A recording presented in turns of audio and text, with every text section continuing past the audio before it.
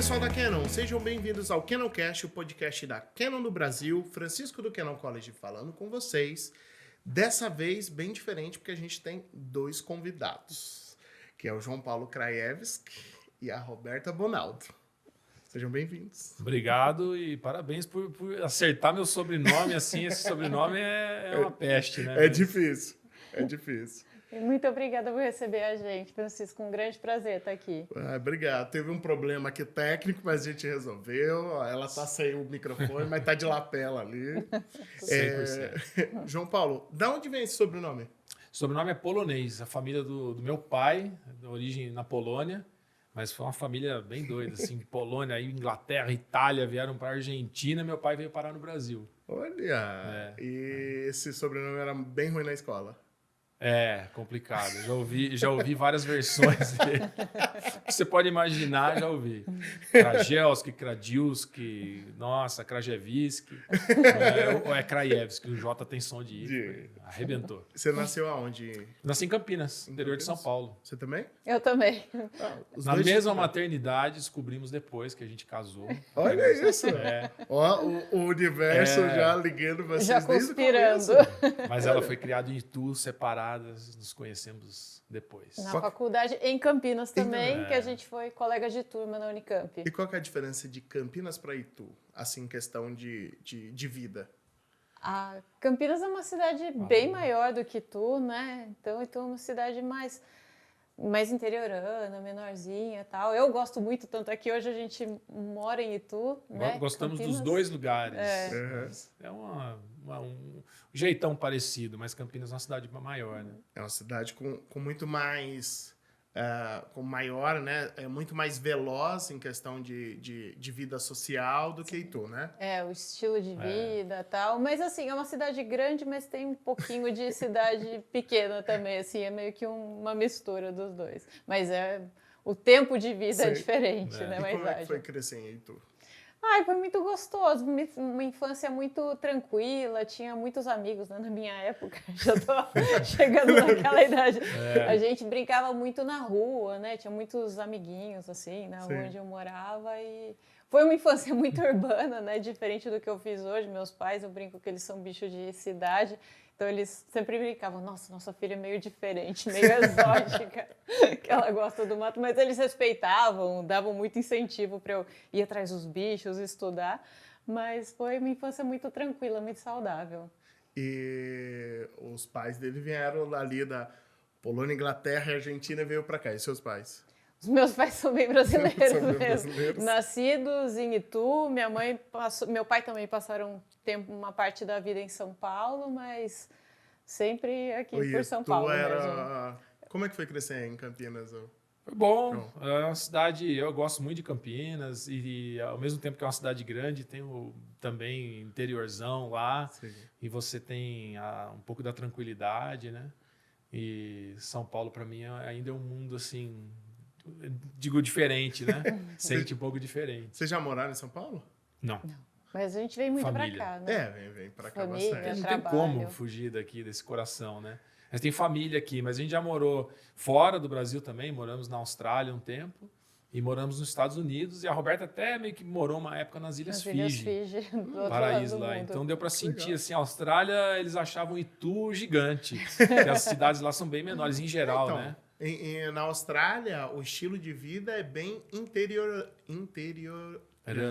Tipo, interiorano na nossa visão brasileira. Tipo, são cidades muito mais de casa, sem muita loucura, igual São Paulo é, né? Você tem Sydney, Melbourne, Sim, que sim. são aquelas loucuras, mas nos lugares onde eu morei lá, na verdade no lugar em Townsville, era uma cidade no Nordeste, né, do país, 150 mil habitantes, mas assim, pessoal muito ligado a questão de natureza mesmo, de andar nos parques no fim do dia. Eu lembro uma vez quando eu cheguei lá, quando ela estava morando lá, indo visitar direto, Eu peguei o táxi, tinha 2 carros na frente no sinal e o taxista louco. Ah, isso aqui tá virando um inferno, tem 2 carros, não dá mais, toda hora você tem gente na frente. Eu falei, nossa.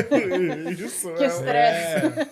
Então essa era a visão deles da Austrália lá, mas foi muito gostoso morar lá. Nossa, a gente adorou. Oh, que legal. E nos Estados Unidos também era cidades menores. Cidadão, Eu Atlanta. morei em Atlanta. Atlanta.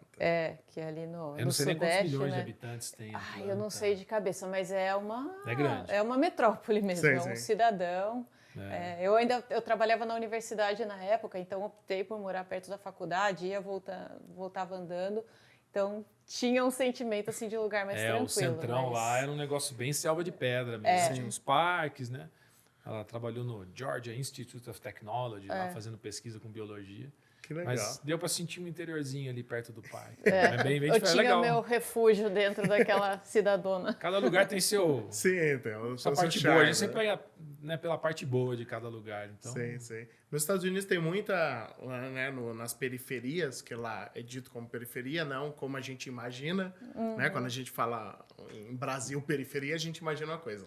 Lá a periferia é só os bairros afastados do centro, que tem uma cara de bairrozão mesmo, que é tem só de casa. tudo, na verdade. Tem os né? subúrbios, Lá, né, que eles Subúrbio, falam, né, que isso. são bairros residenciais. Tem de Isso. tudo também, né? Sim. É um país que também tem muita coisa boa e ruim, como todo país coisa grande. Né?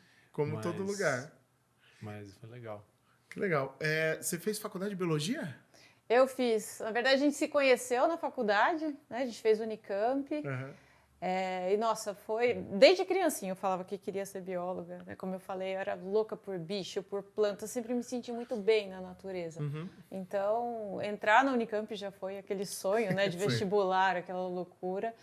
E foram 4 anos maravilhosos. Ainda conheci o João. Fiz a faculdade. Uniu várias é brincadeira. Eu fiz a Pra mim faculdade foi, e pra mim ganhei o namorado, que depois virou marido. Você fazia faculdade de biologia também? Também nós entramos juntos lá. Que legal. No mesmo ano, 99. E por que biologia? Nasci biólogo, não sei explicar. Acho que nós dois, né, pelas histórias que a gente... desde que eu tinha 4 anos, assim, perguntavam o que você vai ser quando crescer, aquela história. Eu, na época, falava que eu queria trabalhar com Jacques Cousteau, grande explorador da época, né, mergulhador e tal, que é o que passava na TV. Sim. Então, sei lá, tinha 4, 5 anos, eu via livro com bicho, eu queria até livros meio, assim, mais avançados, com aqueles, né, gráficos e tal. Eu adorava ficar vendo aquele bicho e... Não podia ver um bicho que eu queria. Eu ia no supermercado com a minha mãe, eu ia na peixaria, pegar os peixes na mão, abrir, ver. Que era o mais próximo que a gente tinha, assim, de um bicho pra você pegar, né? E na selva de pedra de Campinas. Mas é difícil explicar. Eu acho que. Eu nunca tive dúvida, assim. A gente nasce com uma afinidade. Eu lembro, igual o João falando aqui na peixaria, no meu caso, meus pais tinham um jardinzinho, mas assim, era do tamanho dessa área que a gente tá aqui vermelha. Era um pedaço de terra, assim, com uma árvore, e eu ficava procurando tatu-bolinha, joaninha, vagalume, ficava olhando ao longo do ano como é que mudava, que inseto vinha mais, e já ficava fascinada por aquilo. As duas paixões, né?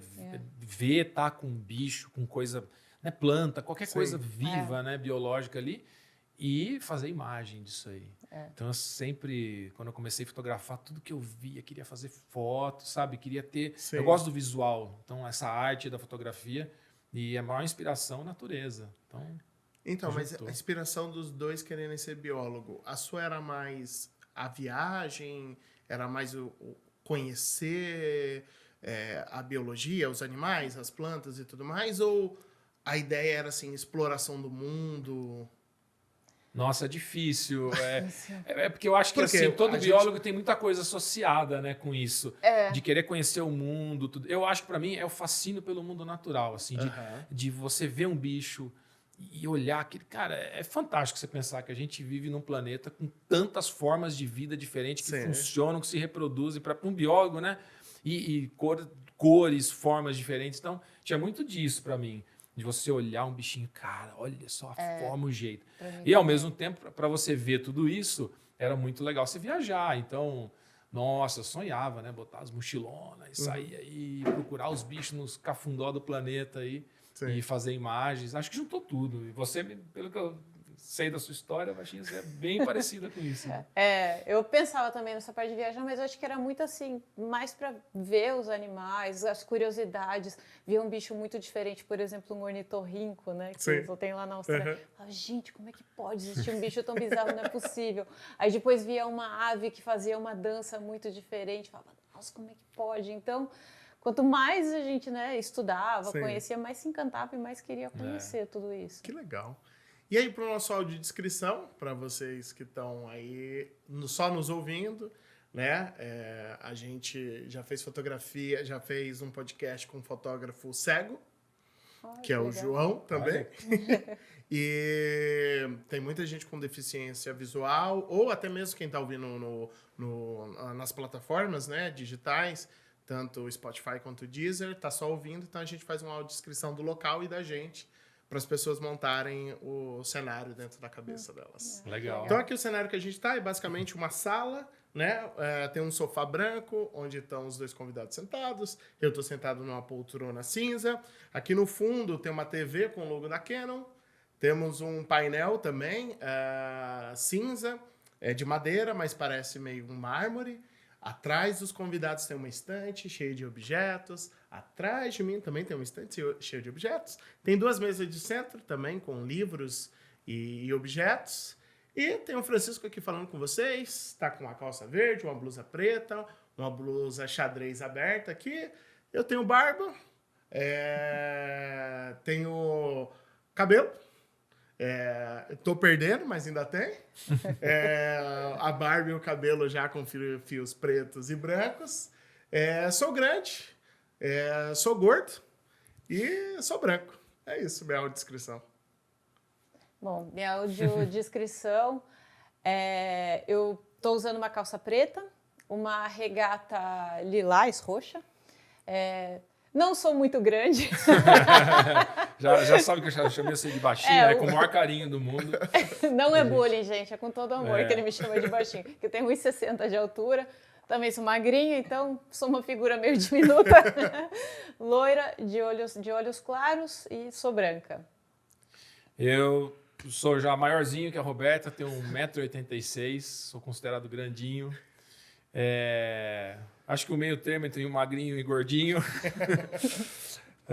Camisa verde, calça jeans. Tenho cabelo curtinho no momento. Já uns bons fiozinhos brancos. O que mais? Sou branco também. Meu olho castanho. Acho que é isso, né? Faltou alguma coisa? Não, tá ótimo. A audiodescrição é engraçado, porque toda vez que a gente propõe a audiodescrição, as pessoas, gente, eu nunca me descrevi na vida, né? Tipo, como eu sou, o que eu descrevo. É muito louco. O que diz o que é o João, o que é, sabe? O que diz o que é o Francisco, sabe? Mas é um exercício muito legal, mental, visual. Muito legal. Então, a gente faz, para quem tem deficiência visual, consegue montar o cenário na cabeça e, enquanto a gente está falando, eles já sabem. Estão nos vendo. Estão nos vendo, Muito isso mesmo. bom, Maravilha. muito bom. Seus pais faziam o quê? Minha mãe sempre trabalhou com educação, ela é pedagoga, trabalha na rede municipal de Itu. E meu pai é engenheiro civil e de segurança. Então, trabalhava muito em obra. Hoje trabalha também na prefeitura de Itu. Então, que não tinha nada a ver com biologia. Nada a ver né? com biologia. Nada que pudesse... Talvez uma mãe pedagoga, porque essas coisas sempre têm ações nas escolas e tudo mais, mas assim, não tinha nada ligado ali que tivesse te levado para lá. Não, mas o que eu acho muito legal, que eu sempre falo, Francisco, é que assim, apesar deles não terem muita intimidade com essa parte de natureza, biologia e tal, eles nunca me inibiram, que é o que eu falei no começo, sabe? Pelo contrário, eles achavam demais eu curti minhas lagartas, as borboletas. Teve só um episódio engraçado que eu assisti, imagina, era um desenho, não era nem filme, de uma lagarta que virava uma borboleta, e eu fiquei assim, falei, gente, como é que pode? É fantástico. Falei, mãe, é o mesmo bicho. Minha mãe, filha, eu falei, mãe, você não tá entendendo, é o mesmo bicho, uma lagarta e uma borboleta. Eu fiquei com aquilo na cabeça, martelando, sonhava com aquilo. Aí começou a época das lagartas. Em Itu, no meu jardim, o que eu fiz? Peguei um monte de lagarta, Coletei, peguei um monte de folha que eu vi no desenho animado que elas comiam folhas. Peguei uma das gavetas de roupa do meu quarto. Gente, eu não sei, eu devia ter o quê? 5 anos de idade, 4 anos de idade. Esvaziei a gaveta, enchi de folha, enchi de lagarta. Depois de uns dias, minha mãe foi guardar as roupas, ela quase caiu para trás. Ela falou, Roberta, acho muito bonitinho que você tem esse amor todo, mas espera, né, no lugar certo. Mas isso é muito legal. E eu falo para os meus amigos que às vezes tem um filho que gosta muito de bicho, mas não são tanto dessa área. Eu falo, gente... Deixa eles criarem lagarta. Deixa eles cultivarem esse amor pelos bichos, se informarem, claro. Olha o que você está ensinando. Não, tendo cuidado, óbvio, com bichos perigosos como escorpião, que a gente tem muito e tal, mas não tenho medo, porque é muito bonito, assim. E você pode ter um futuro biólogo, veterinário, quem sabe. Isso é verdade. E os pai e mãe faziam o quê? Então, minha mãe, professora a vida inteira, também trabalha muito com educação, escreve livros didáticos de geografia, está nativa até hoje. Meu pai trabalhava com obras de engenharia grandes, por exemplo, instalações de subestação, de energia, indústrias, né? E da Argentina até o Brasil aqui. Caramba, o pior é que as histórias são parecidas. Pior que é, de certa forma, pensando agora, interessante. até as famílias são parecidas. E também sempre gostaram de natureza e me levavam para acampar quando eu era pequeno. Então, que legal. Foi muito legal. Então você teve bastante contato ali, até por meio dos pais te levando pra lá. Sim. Sempre gostei, assim, eles também. Então, férias era Santa Catarina, praia, mas assim, eu já saía do campo, já ia pro meio do mar lá procurar bicho, levantar pedra para ver o que tinha embaixo. E depois, na mesma onda, com imagem, assim. Nossa, não saía sem uma câmera na mão. Que legal. Quando você pegou a câmera a primeira vez? Olha, quando eu comecei a fotografar mais sério mesmo... Não. Pegou sem ser sério. É? Isso. Eu vou falar assim, nem foi tão jovem, assim, sei lá, uns 14, 15 anos. Tem muita gente que começa antes, né? Sim. Mas naquela época, vamos lá de novo, né? Nascido em 80 é duro. Mas não era todo mundo que tinha acesso, né? Hoje está em todo lugar a câmera, né? Então, era em filme, e revelar, e você não sabe. Hoje, essa agilidade do digital acho que traz muito mais gente para a fotografia, né? Você vê o seu resultado ali, é muito legal. Então, um pouquinho mais tarde, assim. Mas, a partir de lá, eu fiquei fascinado, assim. No começo foi um desastre, né? Porque você não sabe o que você está fotografando, você acha que sabe. Você vê... Antigamente, né, a câmerazinha não era mirrorless, olhava aquele visor, você via o mundo ali. Só que a câmera via outra coisa. Nossa, eu tive várias decepções. Tirava, mas não foi isso que eu vi lá no visor. Até eu entender que tinha um monte de coisa para aprender. E então, depois que eu aprendi, fui pegando o jeito. Mas de onde veio essa câmera? Essa câmera é uma câmera que meu pai tinha, antiga. Nem lembro que câmera era. Mas ele fotografava ou não? Sim, fotografava a família. Não, nunca ninguém na minha família. Obra, né? Ninguém na minha família teve essa paixão por fotografia mesmo, como arte, que eu tenho, né? Que é a minha vida, isso. Sim. E não, assim, engraçado, era a câmera da família, assim. Sim, a câmera que tirava foto das festas, de uma exatamente. viagem. Aí fui atormentando a família. Não, eu acho legal isso aqui, eu quero uma, mas essa aqui não deu certo, essa câmera não presta. Sempre a culpa é da câmera, né? Não tem jeito. Né? Hoje tá... Ou a culpa boa e a ruim, né? Porque quando você faz coisa boa também...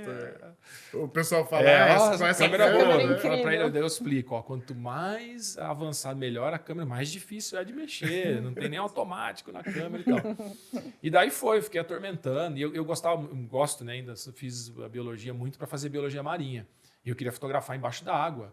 E, embaixo da água tudo é novo. Você pega uma lente macro, tudo é colorido, maravilhoso. Então eu comecei também, quero fazer foto embaixo d'água. E precisava da câmera, a caixa para ficar à prova d'água, e flash.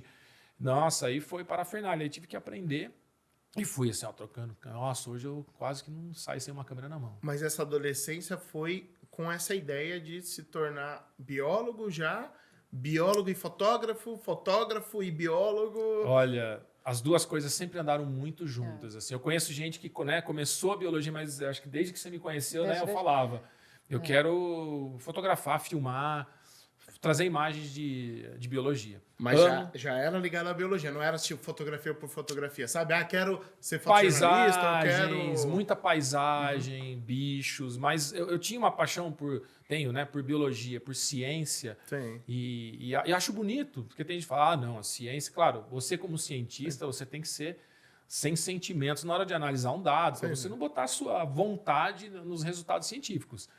Mas é uma profissão fria nesse aspecto. Mas é uma profissão tão linda, você descobrir o mundo, você trazer conhecimento. Então eu vejo como, sabe, você ir lá coletar dados e trazer uma nova informação, para mim é uma poesia aquilo. E eu na biologia é muito legal, porque a biologia é muito visual, né? Que a não ser molecular e tal, também pode ser com mega microscópio, mas animais, né, muito visual. Então, eu juntava as duas coisas. Eu acho lindo, cara, descobrir isso, descobrir que o animal faz isso, a dança das abelhas e sei lá o quê. E você poder trazer isso em imagem e chegar para uma pessoa que não é da área e falar, cara, o que o cara descobriu nesse monte de gráfico e número, é isso aqui, ó. E aí você mostra numa imagem. Meu, é coisa fantástica. Eu acho linda. Biologia é coisa maravilhosa, né? Eu não consigo ver feiura em bicho. Para mim, escorpião é bonito, aranha é bonito. E, nossa, tem cada aranha maravilhosa no mundo, né? Sim. Então, sempre foi as duas coisas, mas também paisagens. E depois, claro, que você entra na fotografia, meu. Fotografia, se você quiser tirar foto num borrão de luz... E aquilo, sabe, tem algum significado para você, lindo. Pessoas. Uma vez eu fui com uma câmera assim, nunca tinha feito isso. Estava em Portugal, fui para Lisboa passear. Falei, eu vou fotografar gente aqui, a cidade. Nossa, como eu me divertia. É uma coisa que não estava... Não começou comigo, né? Mas fotografia é um negócio maravilhoso. E você, Alberta, quando estava na adolescência, essa paixão por biologia ainda era o objetivo final, né? Tipo, vou me formar e vou entrar como bióloga mesmo. Sim. Ou algo na adolescência te fez se apaixonar por outro lado? Não, eu sempre fui muito cientista. Ainda mais porque eu tenho grandes cientistas na minha família. A família dela é só... Tá louco. Ela senta na mesa, até é difícil conversar. Eu tenho medo. A mulherada na família dela é impressionante. É só cérebro... teses. Não, o cérebro é impressionante. Eu tenho uma tia que, quando eu era criança, ela foi para os Estados Unidos fazer doutorado na Universidade de Colômbia e estava começando ainda aquela parte do projeto Genoma, né, da biologia molecular. Uma prima minha, que hoje é uma grande cientista da Fiocruz. O almoço dela de domingo contestando artigos, né? Cada um contestando um artigo do outro. Rola cada papo, dá até medo, dá até medo. Mas assim, eu sempre tive... Não chega tanto. Mas eu sempre tive muita admiração por elas. Então, elas eram para mim, assim, um modelo que eu queria seguir. Até eu fui morar por um mês com a minha tia. Não só pra você, né? Todo mundo que conhece. Elas são incríveis. São incríveis, muito né? inteligentes, assim, como pessoas também. A gente Nossa, vive... vão ver o podcast agora, meu Deus do céu. Nossa. Mas é verdade, eu tinha as duas muito como modelo, assim, para mim. Até minha prima era mais nova, mas minha tia, principalmente, né, cientista e tal. Então, eu tinha muito essa cabeça de nerd e eu tenho um cérebro muito, assim, científico. Eu vejo o João ter essa parte artística e ele me puxou muito para esse lado.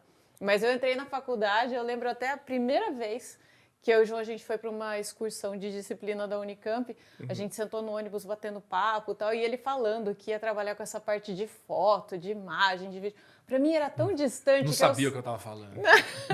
Mas eu até olhava e falava assim, nossa, gente, como é que faz isso, né? Para mim, eu falava, coitado do moço, né? Deixa ele sonhar. Porque para mim não fazia parte, sabe? E a carreira científica... Profissão do futuro, meu. Eu já sabia. Hoje A carreira científica você meio que tem um caminho, né? Tem todas as dificuldades, óbvio, né? Mas você sabe o que tem que fazer. É mais sedimentada, né? Pelo menos.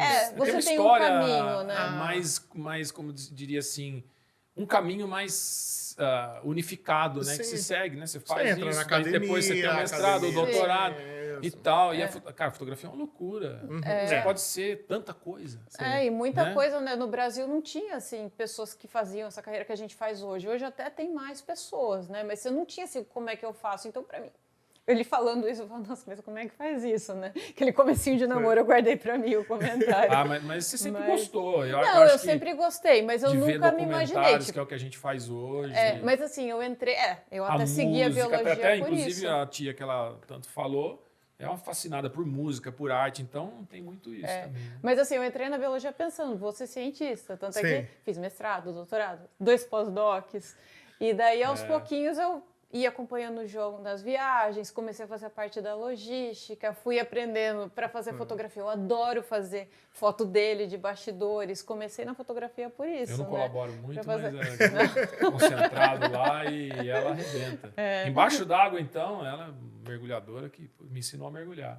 Então, ela embaixo d'água, porque ela é pequenininha, é verdade. Ela tinha uma facilidade para chegar perto dos bichos, uma calma, respira pouco. Solta pouca bolha, Nossa, né? Quando aí acho que foi também o que te encantou bastante, imagem sub, porque ela amava aquilo. Aí caiu o meu lado ali, né? Ele foi me puxando e também comecei a usar muito assim, vídeo, foto como ferramenta das minhas pesquisas também. A gente usa para coletar os dados, né? Então, tudo isso foi puxando, né? Mas não começou assim, mas foi sendo cativada. Aí se apaixonou por mim, pelos equipamentos, por ficar olhando lente, limpando, né? Câmeras e megapixels. É verdade mesmo, mas para mim veio mais, acho que como uma surpresa, de certa forma, foi acontecendo. Até ali na faculdade você não tinha contato com fotografia?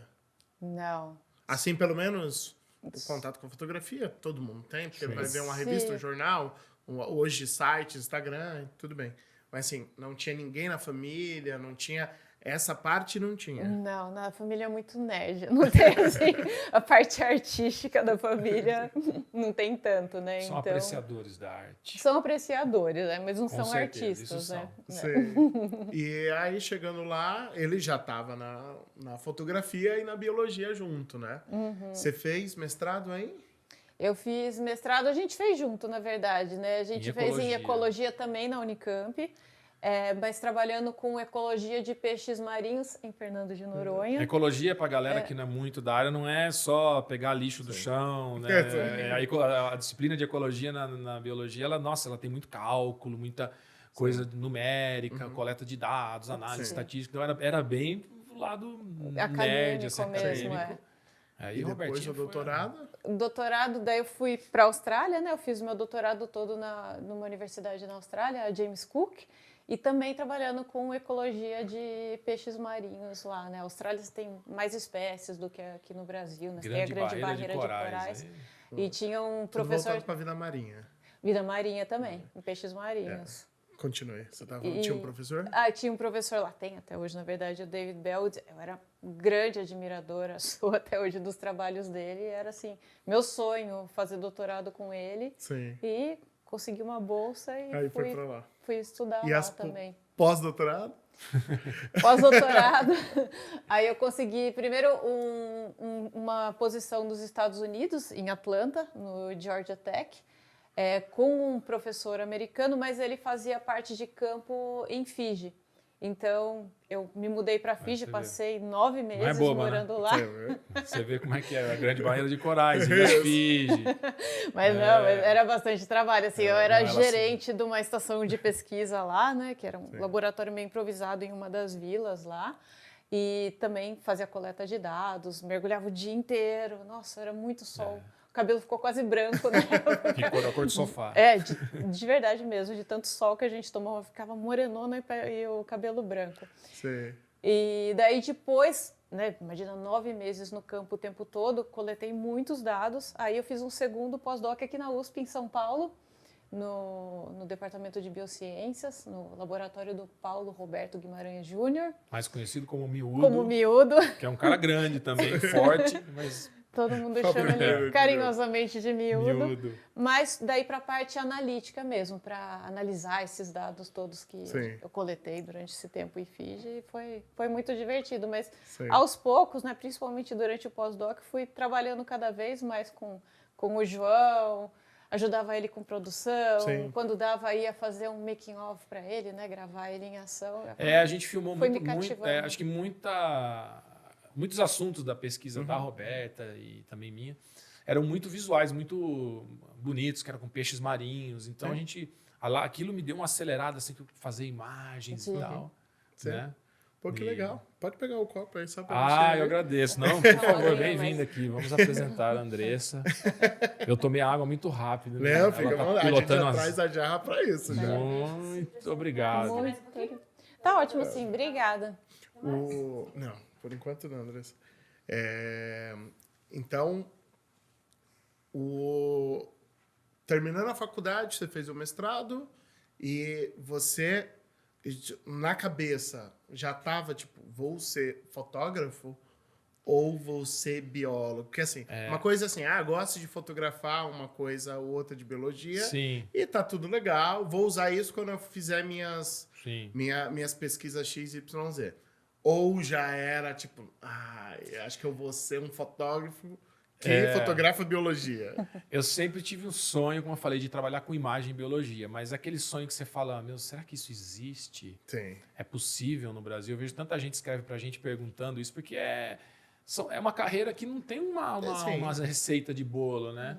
E hoje você pode trabalhar em documentário. Hoje, então, você tem internet, rede social, um monte de coisa digital que você pode fazer. Então, eu tinha muito medo. Eu falei, o que eu vou viver disso aí? Vou pegar um trabalho depois, né? A gente precisa comer, né? Precisa sustentar. Precisa pagar as contas. Então, a carreira acadêmica, eu amo também, adoro.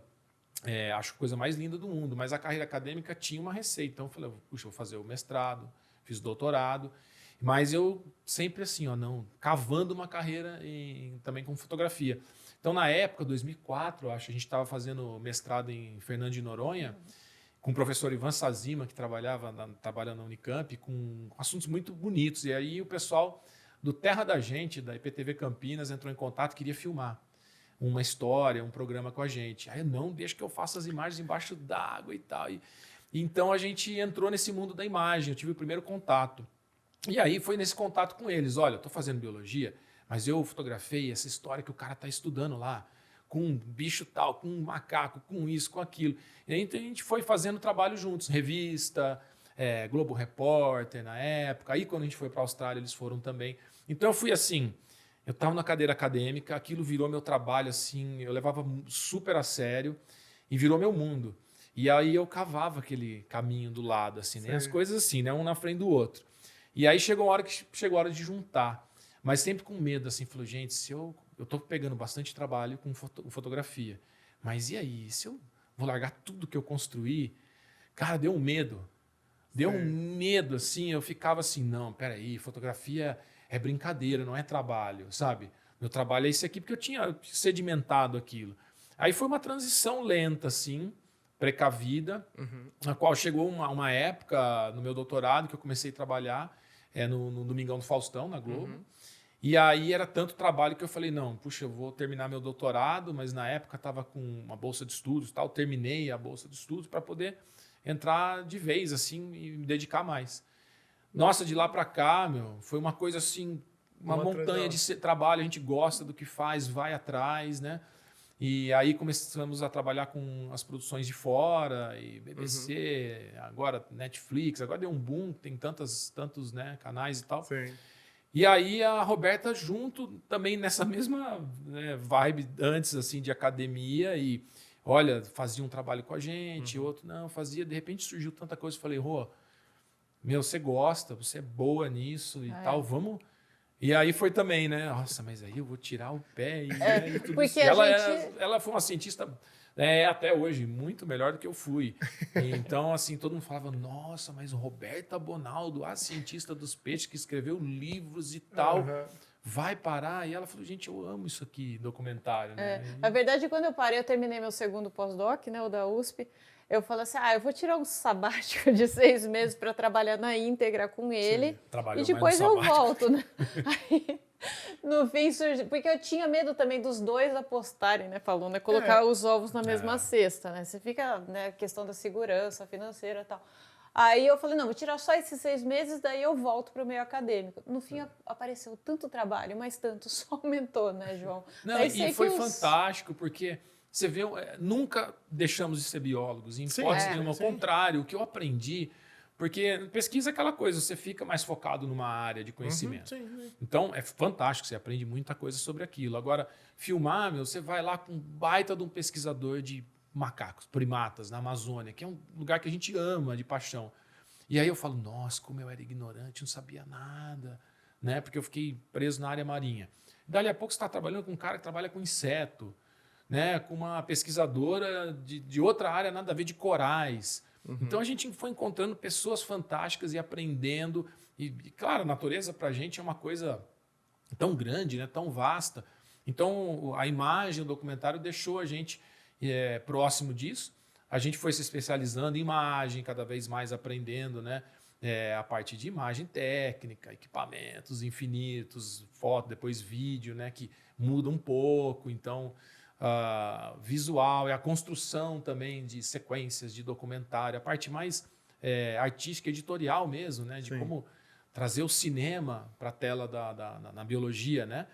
Mas sempre, assim, a escola que a gente mais teve, que foi, né, trabalhar com a BBC, eles sempre foram documentários muito informativos, né? Claro que não é jamais substituir um livro de biologia, mas trazer, pelo menos, mostrar uma parte, um pouco do conhecimento e trazer o mundo natural de uma forma correta para as pessoas. Então, foi assim, o melhor casamento, depois do nosso, o melhor casamento que você podia imaginar. Não foi mesmo assim, porque você nunca deixamos, ao contrário, somos até mais biólogos hoje, assim, em termos de abrangência, e a imagem que sempre me fascinou, música, eu sempre fui, a única coisa que eu cheguei a cogitar fazer, além de trabalhar com biologia, fotografia, foi fazer música. Então, o documentário junta tudo. Meu, é o que eu falei, o casamento perfeito. Não podia pensar em outra coisa. Que legal. Música você toca, canta, produz? Não, eu toco piano, enferrujado um pouco. Ele toca bem, toca Não, bem. Isso daí, clássico. Mas, por causa das viagens... Isso desde criança? Desde os 9 anos. Começou antes da fotografia, olha aí. Sei. Mas, cara, eu acho que música e fotografia são muito parecidas. Assim. Eu vejo, a gente fala, né, às vezes, na interpretação da música, cadê o colorido, né, as cores da música? Tem o visual. Eu vejo uma imagem, eu vejo música. Então, eu até converso com alguns produtores quando eu vou gravar documentário e a gente fala, nossa, Claro, a gente tem a história da biologia, esse animal faz isso. Mas qual o tom? Você tem infinitas maneiras de contar aquela história. Então, é aquela assim, qual é o tom que você quer? Aí você quer contar a história do ponto de vista desse personagem, desse outro aqui. E aí eu falo, puxa, legal, entendi, mas você consegue me mandar uma música? O que você imagina que você vai botar de música? Meu, a música te dá, se aquilo é triste, uma coisa feliz, se é tenso, o passo da imagem, da edição, se ele vai fazer um corte de edição mais rápido, o movimento de câmera. Então, ele ajuda muito. Não é todo mundo que tem essa ideia antes. Mas assim, nem sempre, né? Você precisa da música para pensar na imagem, mas muitas vezes quando eu estou lá na imagem... E eu lembro até hoje, eu estava gravando para a BBC o ano passado e tinha uma pesquisadora que estava trabalhando com a gente, né, ela é colombiana, mas trabalhando lá para o pessoal da BBC na Inglaterra. E ela estava com a gente o último dia, tinha dado tudo lindo nas filmagens, assim, a gente estava fazendo umas imagens, não posso contar exatamente o que era ainda, logo vai sair. E a gente estava fazendo umas filmagens num lugar lindo no Brasil. E era o último dia, já tinha conseguido tudo. Eu peguei o celular, botei a música embaixo da câmera, assim, naquela tele gigante, a 50 mil, cabe uns 4 celulares ali embaixo dela. Botei uma musiquinha, assim, né, de documentário e tal. Ela começou até a chorar. É por isso que eu faço isso. Aí os bichos na frente, assim. Eu falei, mas eu também, né? Mas é muito legal. A gente tem aquela... Você tem que estar frio quando você está olhando para a câmera ali, concentrado. Ela sabe, às vezes fala comigo, eu não estou nem... Né? Mas, cara, aquilo é pura emoção. Né? Muito legal. Que legal. Você falou que lá atrás você começou a fazer para uma TV local? Sim, uma super TV local, IPTV Campinas. IPTV Campinas. Isso que faz para a Rede Globo, são afiliados da Globo. Aí que foi te chamando e você foi... eu tô aqui. Sim, Deixa que eu faço. Não, você tem... Bom, hoje você tem 1000 redes sociais e tal. Na época você não tinha nada. Então, contatos assim, nossa, eu falava, gente, eu pus minha primeira imagem na televisão. Então, a gente foi fazer o programa Terra da Gente, tem até hoje. Eles tiveram uma revista por muito tempo impressa. Sim. E um pessoal super legal, engajado com natureza, né? Batia o santo em vários aspectos, assim. E aí eu fui... Isso é uma coisa legal, né? Como biólogo e fotógrafo na época, eu conseguia trazer histórias. Então, assim, não era só a capacidade de criar uma boa imagem ou ter uma imagem... Sim. Olha, a gente... que acontece hoje, né? A gente tem essa história, a gente quer que você cubra com imagens, né? E você bota teu talento, tua arte ali. Mas na época eu chegava e falava, não, gente, se eu não levar uma história... E eu chegava, tinha amigos que estudavam coisas assim, bizarras, os peixes que mudam de cor, e não sei o quê, e bicho que dá cambalhota e tal. Então a gente chegava, né, falava, isso aqui é lindo, ó, bati uma foto, mas a gente consegue fazer mais, olha o assunto. Então a gente vendia essas ideias de histórias. E aí o pessoal ia, essa sim, essa não, vamos fazer, tô legal. E aí foi o que deslanchou a gente, né? Porque você fazer aquilo que você gosta e ter a oportunidade de fazer, correr atrás, acertar, errar, é o que te faz aprender mesmo, né? Que legal. Muito legal. Por que você... Da onde vem o fascínio sobre a vida marina? Sobre a vida marinha? Ai, eu não sei. Nascendo em Campinas, né? Isso, nascendo longe da praia. É longe da praia. Não sei se era numa região de rios. Não era. Não, então, mas infelizmente é muito poluído, né? Sabe, a pessoa mora num sítio que tem cachoeira, aí tem rio, que talvez tenham uns peixes de água doce ali e tudo mais. Mas assim, não era o caso. Não era. Talvez eu gostava muito do filme quando criança, mas eu gostava muito de nadar. Eu era assim. É verdade mesmo. Eu falo assim, não é nem que eu gostava de nadar, eu era viciada em nadar. Sim. Eu e meus irmãos, meus pais tinham uma piscina. Em casa a gente ficava lá. Nossa, minha infância foi passada dentro de uma piscina. Aí na adolescência eu comecei a fazer natação também.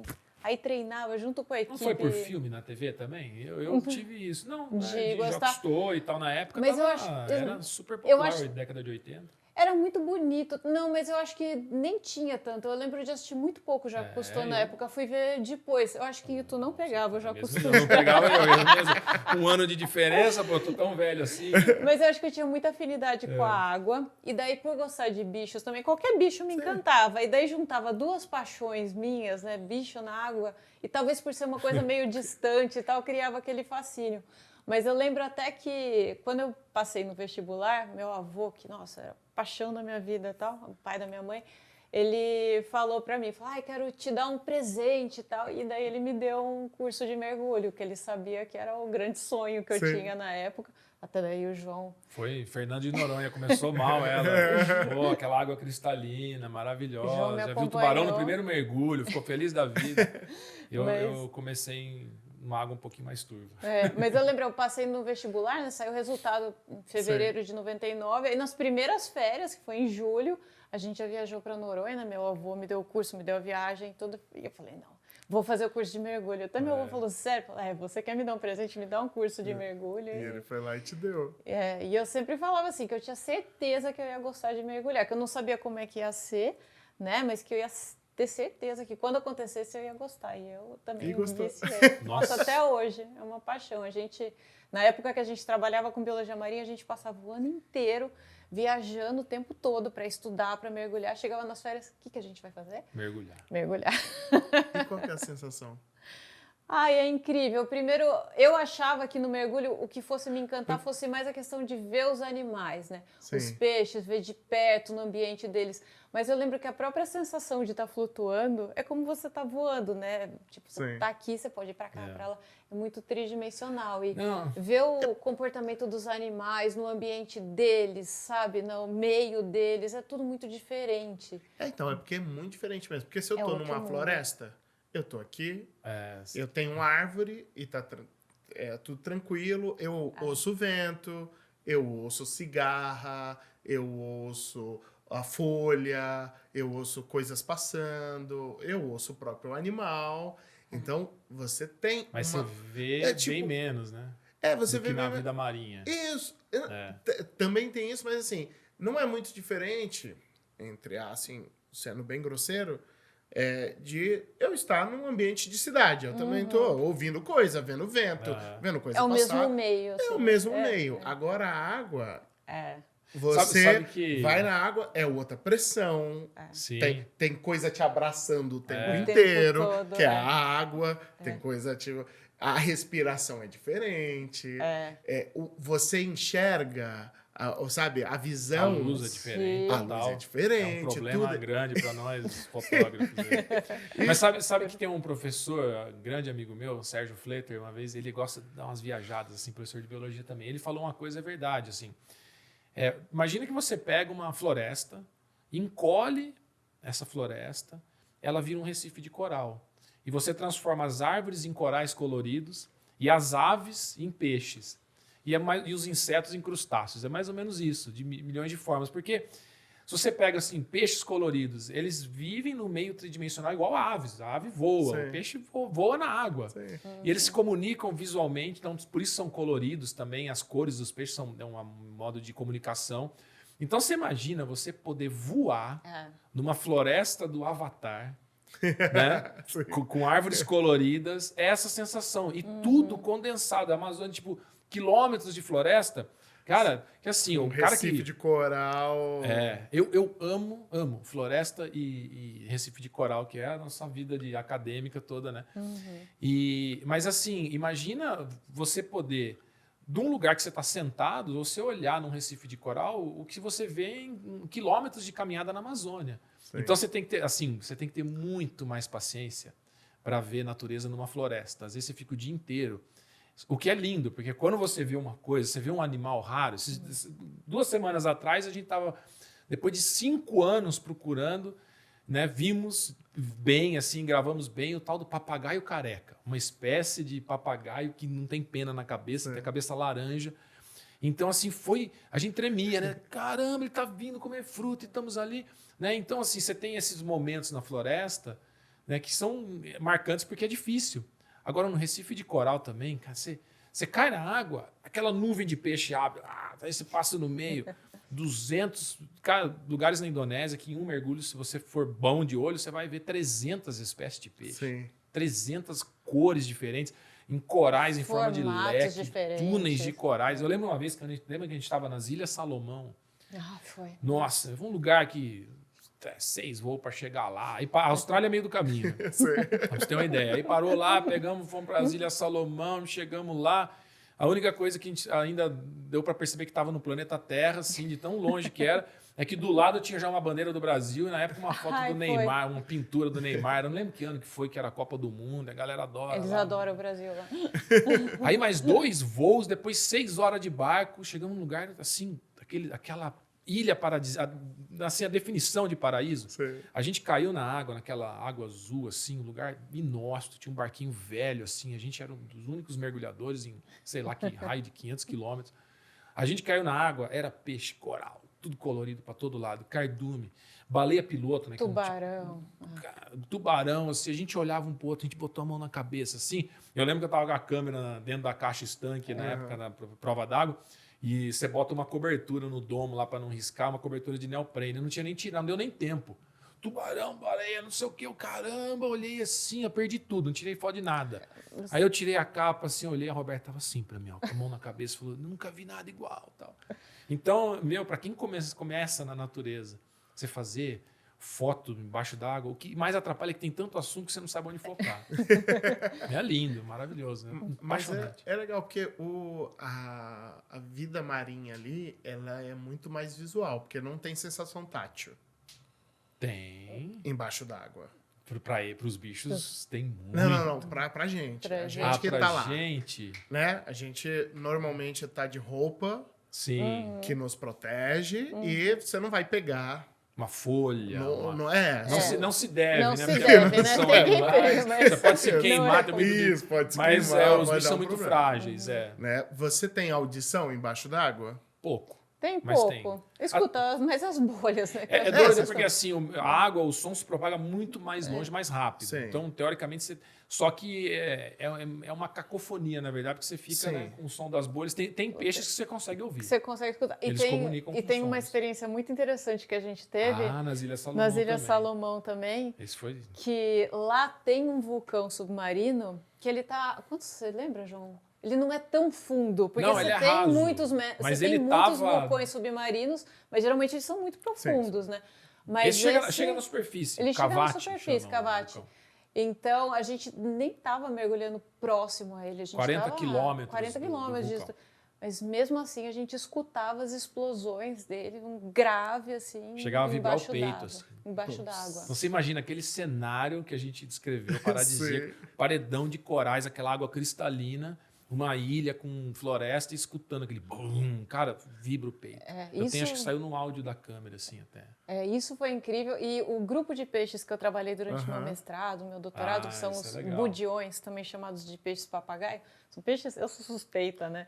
Mas eles são lindos, assim, coloridos. São peixes super importantes para os recifes de corais. E eles têm, por isso que eles têm o nome também, os dentes fundidos em placas. Então parece um bico de papagaio, um bico de arara mesmo. E quando eles são capazes de comer sobre corais, sobre pedras, sobre superfícies duras, e eles raspam essas superfícies. Então, as espécies muito grandes desses grupos, a gente acabava encontrando muitas vezes pelo som. Eu que sou louca por eles ainda, já vou com o ouvido apurado. Você estava mergulhando, vendo um peixinho pequenininho num coral, de repente começava... Eu falo, tem um peixe-papagaio gigante aqui perto. Aí procurava... Ele estava ali perto no Recife comendo os corais. Dá para ouvir tão bem. E eles andam em grupos, você escuta, tá tudo junto. E o bicho abre um buraco no fundo, né? Ele faz, tanto é que por isso que ele é importante, porque ele abre lugares para novos organismos crescerem nos recifes, né? Que você olha um recife de coral, é tudo ocupado, é tudo colorido, tal. Onde é que um coral novo, uma anêmona vai assentar? E eles que abrem lugares no Recife para ter esse novo assentamento. Eles que vão abrindo caminho, tipo, vai... Uma nova família vai nascer vai chegar aqui. Vai cortando a grama do fundo. Pô, que interessante. Então, tem um lado que é muito visual. Fora isso, aí mergulha com mamíferos marinhos, né? Você mergulha com golfinho, por exemplo. Muito auditivo. É muito auditivo, Nossa, uma cacofonia. Mergulhar com golfinho. Um grupo de golfinhos cansa, né? Até cansa. A primeira vez que eu mergulhei com golfinho... se falando, Não ficam quietos, parece eu.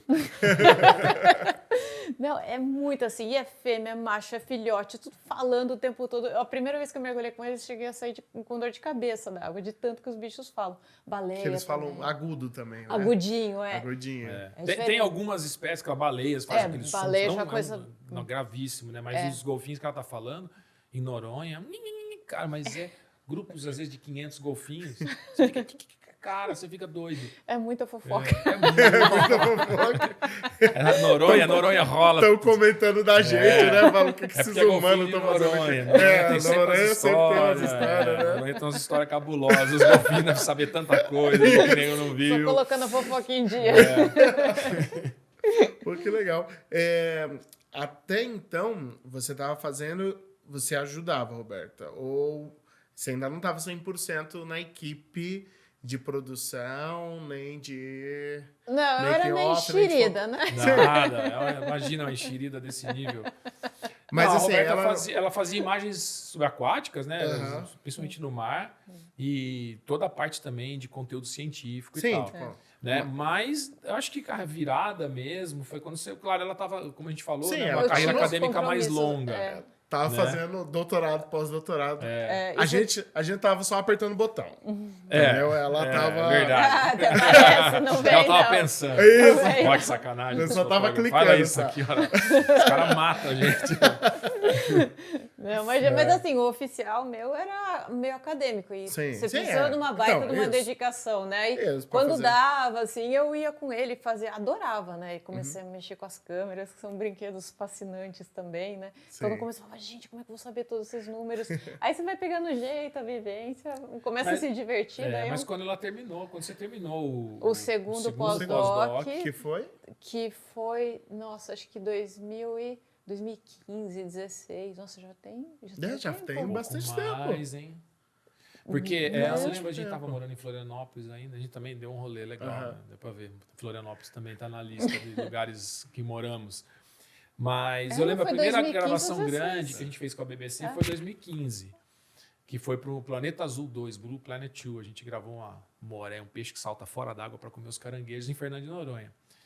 Mas ali você ainda estava lá na ilha fazendo pesquisa. Sim. Então foi um pouquinho depois. Foi 2016, acho metade de 2016, mas já tem tempo, né? Eu nunca tinha parado pra pensar. Então, não é tão... Porque 2016... a gente está em 2020 tem 7 anos. Tem 7 anos já. E assim, já faz tempo já. Quando você faz, no mundo de documentário, que é o que a gente trabalha, a gente sai e assim, é uma equipe, às vezes, a maioria das vezes é pequena, 2, 3, recorde, nossa, foi 4 pessoas, da equipe 5 da equipe, mais guias locais, depende do que você vai fazer, né? Mas a gente leva 15 câmeras. Uma câmera de cinema grandona, com uma tele, umas 50 mil, que é basicamente o que a gente usa, né, para fazer. Da Canon, eu falei que devia vender junto com um Super Bonder, para colar na câmera, que é o que a gente usa para 90% de vida selvagem. Mas muita câmera remota. Sim. Então, as mirrorless hoje, com a qualidade de vídeo que elas têm, a gente bota em caixinha com sensor na frente, o bicho passa, grava, bota a câmera cabeada em árvore. Então... Opa! Engasguei. Então... A parte de câmera... Não, é porque tem que pensar que, assim, para um bicho agir normalmente, você precisa estar longe, né? Exatamente. Você tem umas Então, às vezes tem bicho que tolera. Isso, que tolera, mas, assim, para tem você muita pegar tramóia que a gente... o comportamento dele, Sim. né, quando ninguém tá vendo, você precisa montar essas armadilhas de câmera aqui, que tá escondidinha na hora que ele passa. Exatamente. É isso, o ponto que eu queria chegar, que é a função incrível que a Roberta faz e muitas pessoas no campo, é que você não tem como um cara, né, que seja o diretor de fotografia, ele faz a maioria das imagens na lente longa, lá na tele. Mas você precisa de um monte de gente. Ó, essas câmeras, você vai naquela região, vê onde dá para pôr câmera trap. Então tem que ter o conhecimento de fotografia, de lente. Ó, leva essa lente, faz isso, faz aquilo, tem que ser essa câmera vai caber, essa não vai. Inclusive, né, renovar as câmeras, trocar. Ó, vai lá nas câmeras traps e, né, as mirrorless lá dentro, tira cartão, bota, não sei o quê, refoca, vê o enquadramento, se ficou legal, que são coisas da parte artística. Fora o conhecimento biológico para saber o animal vai passar ali, faz sentido colocar ali. Exatamente. São o muitas comportamento funções. que quer se pegar, ele vai fazer naquele momento, ou tem que ser num lugar mais embaixo de pedra, mais embaixo, mais no sol, mais no... Exatamente. É tanta função, né? Porque é difícil você falar assim, o que a gente faz, né? Até é engraçado, né? Quando eu terminei o pós-doc, o que me motivou muito, obviamente porque eu gostava e tal, mas eu vi o João estava muito sobrecarregado e ele falava, eu preciso de alguém que entenda de biologia, entenda de câmera, saiba falar inglês. Tenha paciência comigo. Eu já falei assim, vou me voluntariar. Já coloquei na Cato, não consegui arranjar ninguém com esse currículo. Né? Funções, biólogo, fotógrafo. Aguenta picada de mosquito, carrapato, calor, frio, acordar às 4 da manhã. São tantas funções, e é difícil você... A gente trabalha, outros parceiros, por exemplo, o Edson Faria Júnior, também parceirão nosso. O cara voa aqueles dronezinhos que entra no meio dos buracos FPV e sobe em árvore também. São muitas funções assim para a gente fazer um filme de natureza. E eu lembro até hoje, eu não vou lembrar o número exato. A gente estava com o Peter Bassett, o produtor da BBC, gravando para uma série que foi lançada, foi esse ano? Não, ano passado, que é o Planeta Verde. Passou até uns pedaços no Brasil e tudo, Green Planet. E para fazer uma sequenciazinha que era de umas borboletas chegando em umas plantas, a gente usou, se eu não me engano, 18, 20 configurações de câmeras e lentes diferentes. Combinações diferentes. Então, assim, ele ficou assim, meu Deus, vocês são loucos. Ele ficava anotando, bem old school, assim, né? Anotava no caderninho. Aí ele, a tela e tal, a lente e tal, grande angular, não sei o que, drone com isso, não sei o que, câmera remota. Então... você tem que aprender, uma no barco, voando. Então, são muitos conhecimentos. Assim, preparar essas câmeras. Às vezes, uma produção de documentário, dias, 1, 2 dias, só para a gente preparar. Não, primeiro dia você vai ficar o dia inteiro montando câmera e não sei o que, o outro vendo o lugar que você vai gravar. Então, E fora, é um negócio fora o cuidado que tem que ter com tudo, né? As lentes não podem ter, assim, nada, assim, eu sou meio maníaco, sabe? Manchinhas, porque né, depois passa para a imagem também, né? Você está usando uma baita de uma câmera, uma baita de uma lente, fica uma sujeira ali na tela. O cara gastou uma grana para te mandar no lugar para você filmar e dá um relaxo, bate um sol, dá um risco, um dedão na câmera, né? E eu tenho Nossa, cara, eu fico nervoso, eu tenho arrepio de limpar a lente. Arrepio, assim, porque é um negócio tão delicado, eu fico imaginando, tudo vai entrar por aqui. E assim, você, no campo, cara, na poeira da Amazônia, assim, se você não tirar a poeira, você micropartículas de areia, você risca a tua lente. Sim, sim. Sabe?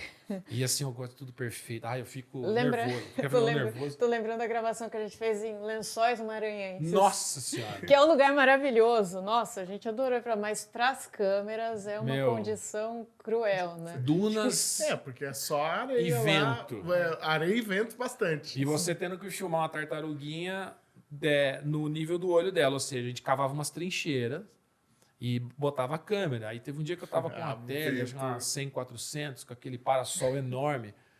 Quando ela terminou, a Roberta falou, olha a tua câmera. Eu falei, não mexa. Eu virei assim, cara, caía areia de dentro. Assim, eu tenho a foto disso aí. Sim. Aí eu olhava, meu Deus, cara, como é que eu vou ler? Eu pegava aquele negócio de ar, limpava. Imagina se vai 1 grão de areia e você mete o dedão com um paninho de limpeza ali. É desesperador. É, buraquinho em câmera, assim, sensor, né? Você tá trocando lente. Eu sou muito desesperado com essas coisas, fico nervoso. Mas você gerencia bem as situações, mas Não, ele é cuidadoso. nervoso assim, tipo, não fala comigo, eu tô limpando uma lente. Tô limpando uma lente aí, cara. Eu tô concentrado. Você não faz ideia.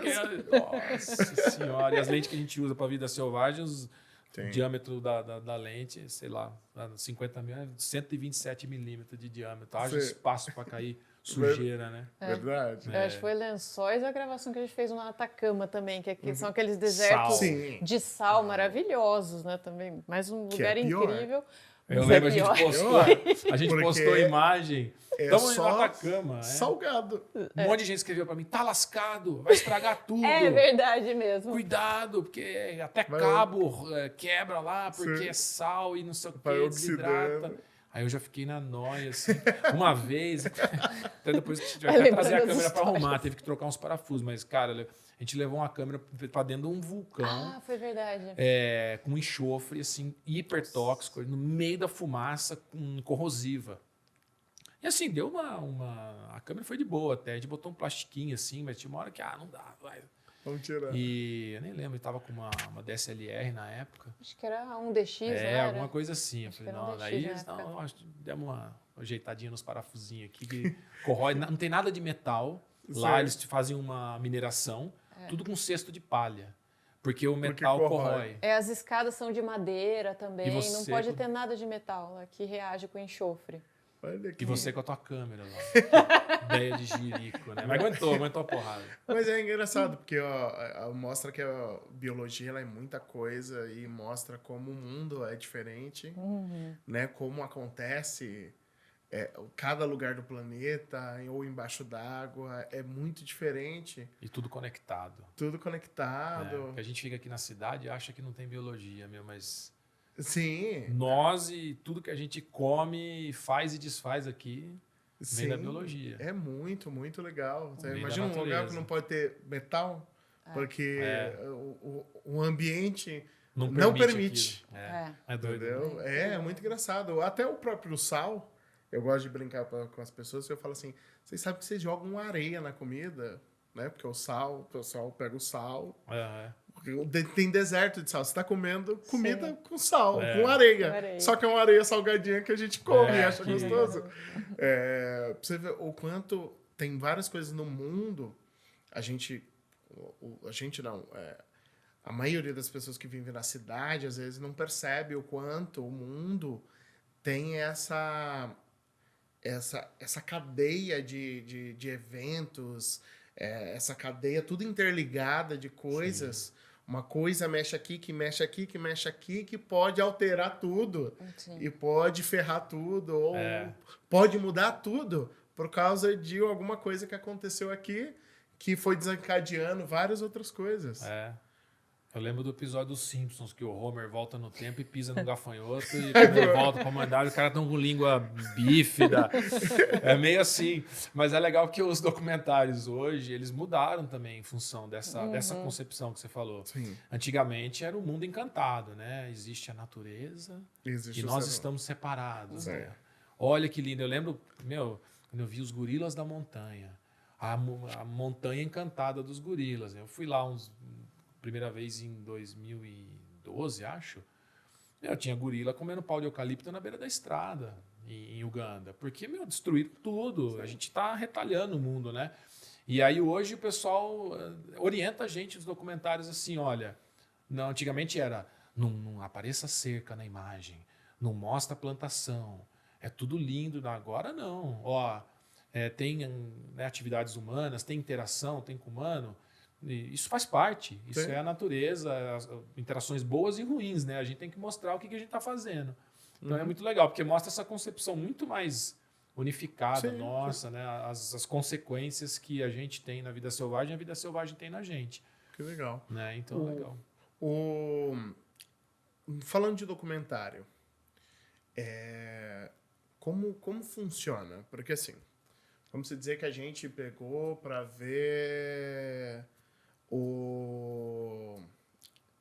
a reprodução dos peixes papagaios. Tá? Então, montamos tudo ali para pegar isso daí. Só que a natureza, ela não tá ligando pro nosso planejamento. Exatamente. Ela não tá nem aí. Não, às vezes ela te ama, às vezes ela te odeia.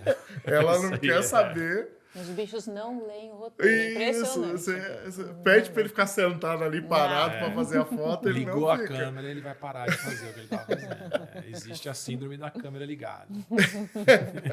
O que acontece? Porque assim, ou o seu projeto, ou alguém que te pagou para ir para lá, ficar um determinado tempo. Diferente do acadêmico. O acadêmico normalmente fica muito mais tempo, né? Tipo, sei lá, você ficou 6 meses, 8 meses, 1 ano em uma região, né? Você foi mandado para o Instituto X e aí você vai ficar lá 1 ano estudando alguma coisa, ou aquela situação, ou aquele bicho, enfim. O documentário não é um tempo muito extenso, certo? Varia bastante, mas vamos pôr assim uma média que a gente faz hoje, 2, 3 semanas de trabalho. Não é Já extenso. teve casos de 40, 60 dias, já teve de 10. Sim, então você vai lá em 3 semanas, 1 mês. Como funciona o risco? Porque assim, alguém financiou o projeto, sei lá, ó, tem um risco. Esse é o tempo dos peixes papagaios se reproduzirem. Na data tal, o normal é aqui.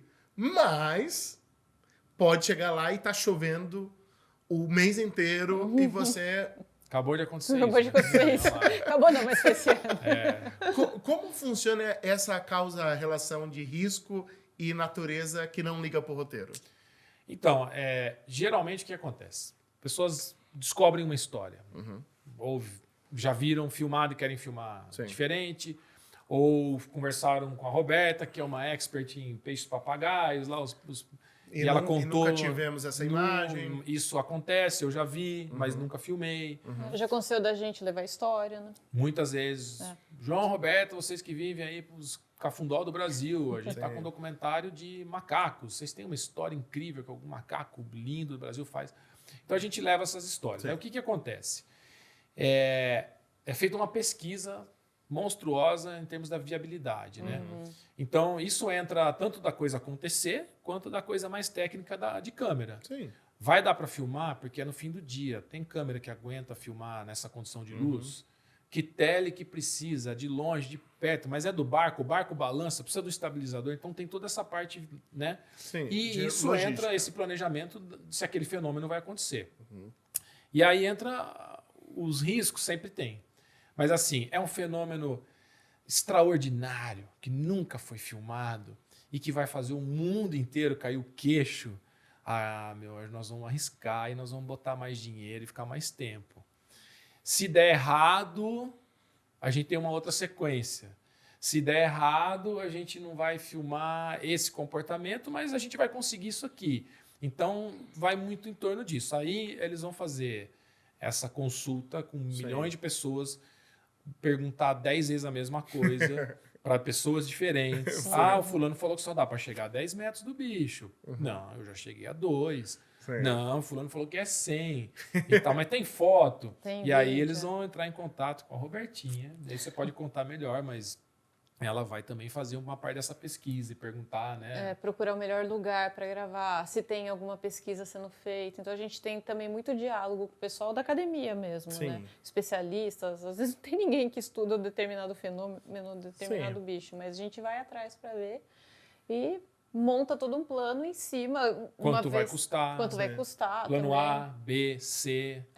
Mas né? normalmente tem que ir com a história A É. e se vê que no meio já, por algum Sim. motivo, seja não, da natureza ter acontecido alguma coisa de diferente que não vai entregar 100% A, já pensa em histórias B, C, D Acontece. ali pra tipo, ó, não deu por causa X, Sim. mas a gente consegue contar a história, ou consegue mostrar o acasalamento, ou consegue mostrar eles comendo, ou consegue mostrar outras coisas desse fenômeno. O bom produtor de natureza, ele é totalmente consciente de que ele está filmando o mundo real e que o mundo real se adapta do jeito que ele quer, não ao roteiro dele. Então, o que acontece? Muitas vezes um cara bom, ele vai ir com um plano A, que é verdadeiro, que existe. Sim. Ele consultou, falou com a Roberta, Sim. que é expert fulano. Ó, isso acontece. Nós queremos filmar isso. Sabemos que acontece tal hora em geral, Sim. tal distância, com tal Com frequência. tal temperatura, Você se vai tá ficar calor, aqui. se tá frio. Aí aconteceu já, ó, o cara falar pra gente, a orca caça aqui. Isso aqui é chamado canal de ataque lá na Patagônia. É onde a orca caçou nas nossas costas. Aí nós viramos a câmera, ainda bem que era numa praia e consegui pegar a imagem. Mas acontece. Então, Todo mundo apontado pra lá, a hora lá atrás. Foi exatamente isso. isso é uma doideira. Isso envolve uma plasticidade dupla, assim, do produtor, de ter a sensibilidade de falar, ó, eu virar para ele, se ele estiver junto, às vezes está junto, às vezes está, né, a imagem e a nossa equipe só. E eu falo, olha, não está acontecendo isso. Está acontecendo diferente, mas é bonito, essa imagem é legal e tal. Então, ele vai adaptar. Então, legal. O que a gente precisa para contar essa história? Ele me ajuda a construir com imagens, a imagem de longe, de perto, tá aberta, esse ângulo aqui, não sei o quê, nessa luz e tal. E a gente, agora precisa só de uma folhinha balançando para mostrar o vento. A gente vai construindo uma história em quadrinhos ali. Então, uma parte disso é do produtor, uma grande parte, e uma parte muito grande é do diretor de fotografia, no caso, a minha parte, no campo. Porque num set de filmagem de um filme com atores e tal, você pensa tudo. Tudo que entra ou não entra no quadro, você decidiu, o diretor decidiu, né? Então tem um roteiro, tem a fala do ator, tem algumas coisas que eles improvisam, mas é uma coisa mais controlável. E você tem uma baita responsabilidade em definir tudo ali. Na natureza, a gente tem uma ideia. E uma ideia de roteiro, uma ideia de filme de Hollywood, assim. Mas a natureza, meu, fala, quero que você se dane. Eu vou acontecer na pior luz do dia. E daí eu vou falar, caramba, o que eu faço com essa luz? Então, a decisão de muita coisa que acontece no roteiro, ela cabe ao diretor de fotografia. Então, a gente tem um peso muito grande ali na construção da história. Sim. Né, que eles isso é muito, muito importante para a nossa profissão de cinegrafista de natureza. É, claro, ter agilidade com a câmera, ter isso, aquilo, porque o bicho tá lá voando, você tem que focar tudo na lente de cinema, tudo na mão, né? A gente quase não usa, praticamente não usa foco automático. Agora que as câmeras estão fazendo mágica, aí a gente até usa. Mas a imagem, se a gente vai abrir ou fechar a imagem, pensando na edição, cara, se eu fechar demais eu vou perder a imagem, se eu abrir ela não vai ficar uma imagem legal. Mas eu fechei, agora eu preciso ter a construção. Então, isso eu vou ter que me adaptar também a essa vida que está acontecendo ali ou não. Agora, não aconteceu nada, como a Roberta falou recentemente, a gente tem uma viagem, cara, choveu. Eu falo assim, eu não sabia que existia tanta água no mundo. Choveu assim de um rio da Amazônia que a gente estava subindo 1,5 m em um dia, que já era a época que não era. E eu falava, gente, desculpa, cara. A gente falou, a gente tava um sentimento de culpa desgraçado, porque a gente que levou a história. Só que, meu, ainda bem, eram produtores de uma super produtora, super experiente, uma empresa grande, e a produtora, né? Uma mulher que estava tomando conta, assim, é excepcional, talentosíssima. Ela foi, assim, fantástica. Falou, João, a gente sabe que o mundo é assim, a gente trabalha, já tivemos outros, sabemos que nessa região conhecia a ciência e tal. Vamos fazer o que é possível. né? E aí terminou, eu falei, olha, vamos conversar como é que... Aí às vezes eles estendem. Não, olha, vocês conseguiram coisas fantásticas até aqui, só faltou a condição de tempo bom para terminar. Aí a gente estendeu, a gente, não, vamos voltar lá a tal época. Então acontece muito isso também, o tal do pick-up shoot que eles chamam, né? Que é a gravação para você pegar as brechas. Mas tem risco. Por isso que eles ficam assim, então. Quero saber tudo o que acontece. Quantas vezes o bicho vai lá? Eu não sei. É porque pode acontecer. Você vai pegar a reprodução do macaquinho Charles. E aí o Charles resolve não se reproduzir aquele ano. E aí você acompanha. Imagina que tem todos os macacos daquela região são catalogados, então a gente sabe, quer acompanhar o Charles ali.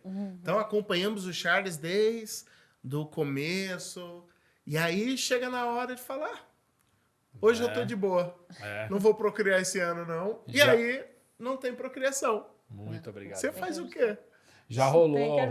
Sabe, você ficou lá acompanhando, aí ele acabou a época de procriação. Mas daí você fala assim, o Charles não reproduziu, mas daí pergunta, tem como voltar no ano seguinte? Não tem. Então, mas olha como ele pula, olha um outro comportamento dele. Você vai construir outra história. Às vezes tem margem para isso.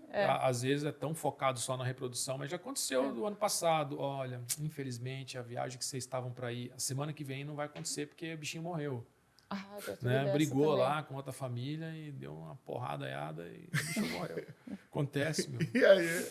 Mas é a natureza, é isso aí. Essa adaptação constante. E a gente fala, tem um produtor também da BBC, grande amigo meu, Mark Flowers, e ele falava assim, a gente faz uma lista, né, uma lista das imagens que a gente quer e um storyboard assim. Mas ele falou, João, isso você é o diretor de fotografia lá. Isso é uma filosofia para você pensar o estilo, a ideia que a gente quer passar, a ideia desse animal enfrentando um perigo. Mas, eu não sou, né, Deus aqui falando o que tem que acontecer. Ele falou, não, olha, se não acontecer, você vai se adaptando. Então, pensar nessa filosofia. Eu acho que se você tem essa leitura da plasticidade, aí você consegue fazer as coisas no campo surgirem. E muitas vezes acontece coisas lindas que você não está esperando melhor do que você esperava. Só que você tem que estar com o olho também, porque às vezes acontece... aconteceu isso. Cara, não, olha, isso aqui entra no filme de uma maneira brilhante. Algum dos dois é controlador? Controlador. Não só de câmeras. Câmeras eu controlo, adoro mandar na câmera. Porque você não pode ser controlador nesse meio. Não, tem que ter bastante jogo de cintura, né? Porque você não consegue... Você até, lógico. De novo, quando você vai fazer um documentário, você tem que fazer muita pesquisa antes. Você tem que entender, você tem que saber o que vai acontecer, para saber exatamente que equipamento levar, o que levar, se está levando demais, se está levando de menos, as condições, tralala, guia, comida, vai ter não sei o quê. Então você tem que fazer uma pesquisa gigantesca antes, até saber se você vai ganhar dinheiro ou não. Porque de todas essas, vão te pagar um montante lá. Você tem que saber exatamente o que precisa para saber se vai sobrar dinheiro por salário ou se você vai gastar tudo na produção. Mas você tem o falso controle da vida, que você controla até a primeira parte e depois todas as outras partes você não controla mais. A gente é organizado. Eu acho que é uma palavra melhor do que controlador, né? A gente se organiza, se planeja, mas sabendo que tem que ter uma certa flexibilidade para as coisas. Mas o planejamento, a organização é importante. É imprescindível. É imprescindível. Isso é importante. E a cuca fresca, porque tem coisas que você não consegue mudar no mundo. Então, tá chovendo, o que eu vou fazer? Entendeu? Aí depois de 6 dias que tá chovendo, assim, no terceiro dia a gente dá risada. Tá chovendo, o que nós vamos fazer? Vamos tomar café, porque não dá pra fazer nada. Né? Daí no 6º dia a gente começa a ficar meio puto, fala, nossa, para de chover aqui, sopra a nuvem, tenta fazer de tudo. Mas não dá, hoje a gente depois tá meio calejado já também, né? E a gente já sabe quando as coisas começam a dar errado. E muitas vezes tem que ter aquela... Olha, isso aqui está dando errado e está com sinal de que não vai melhorar nos dias. Vamos ou fazer outra coisa ou vamos parar por aqui e a gente volta depois. Sim. A gente tem essa consciência, assim. Mas tem que rir da desgraça um pouco, senão da própria desgraça. Senão você fica louco. Pra gente finalizar, porque eu acho que até já deu o tempo de vocês. Ah, 1 hora? Ainda tem tempo ainda. Temos autorização para É, então não é para finalizar. Essa ideia de contar história, né? Você já era mais claro que gostaria de contar histórias. Sim. E você, Roberto?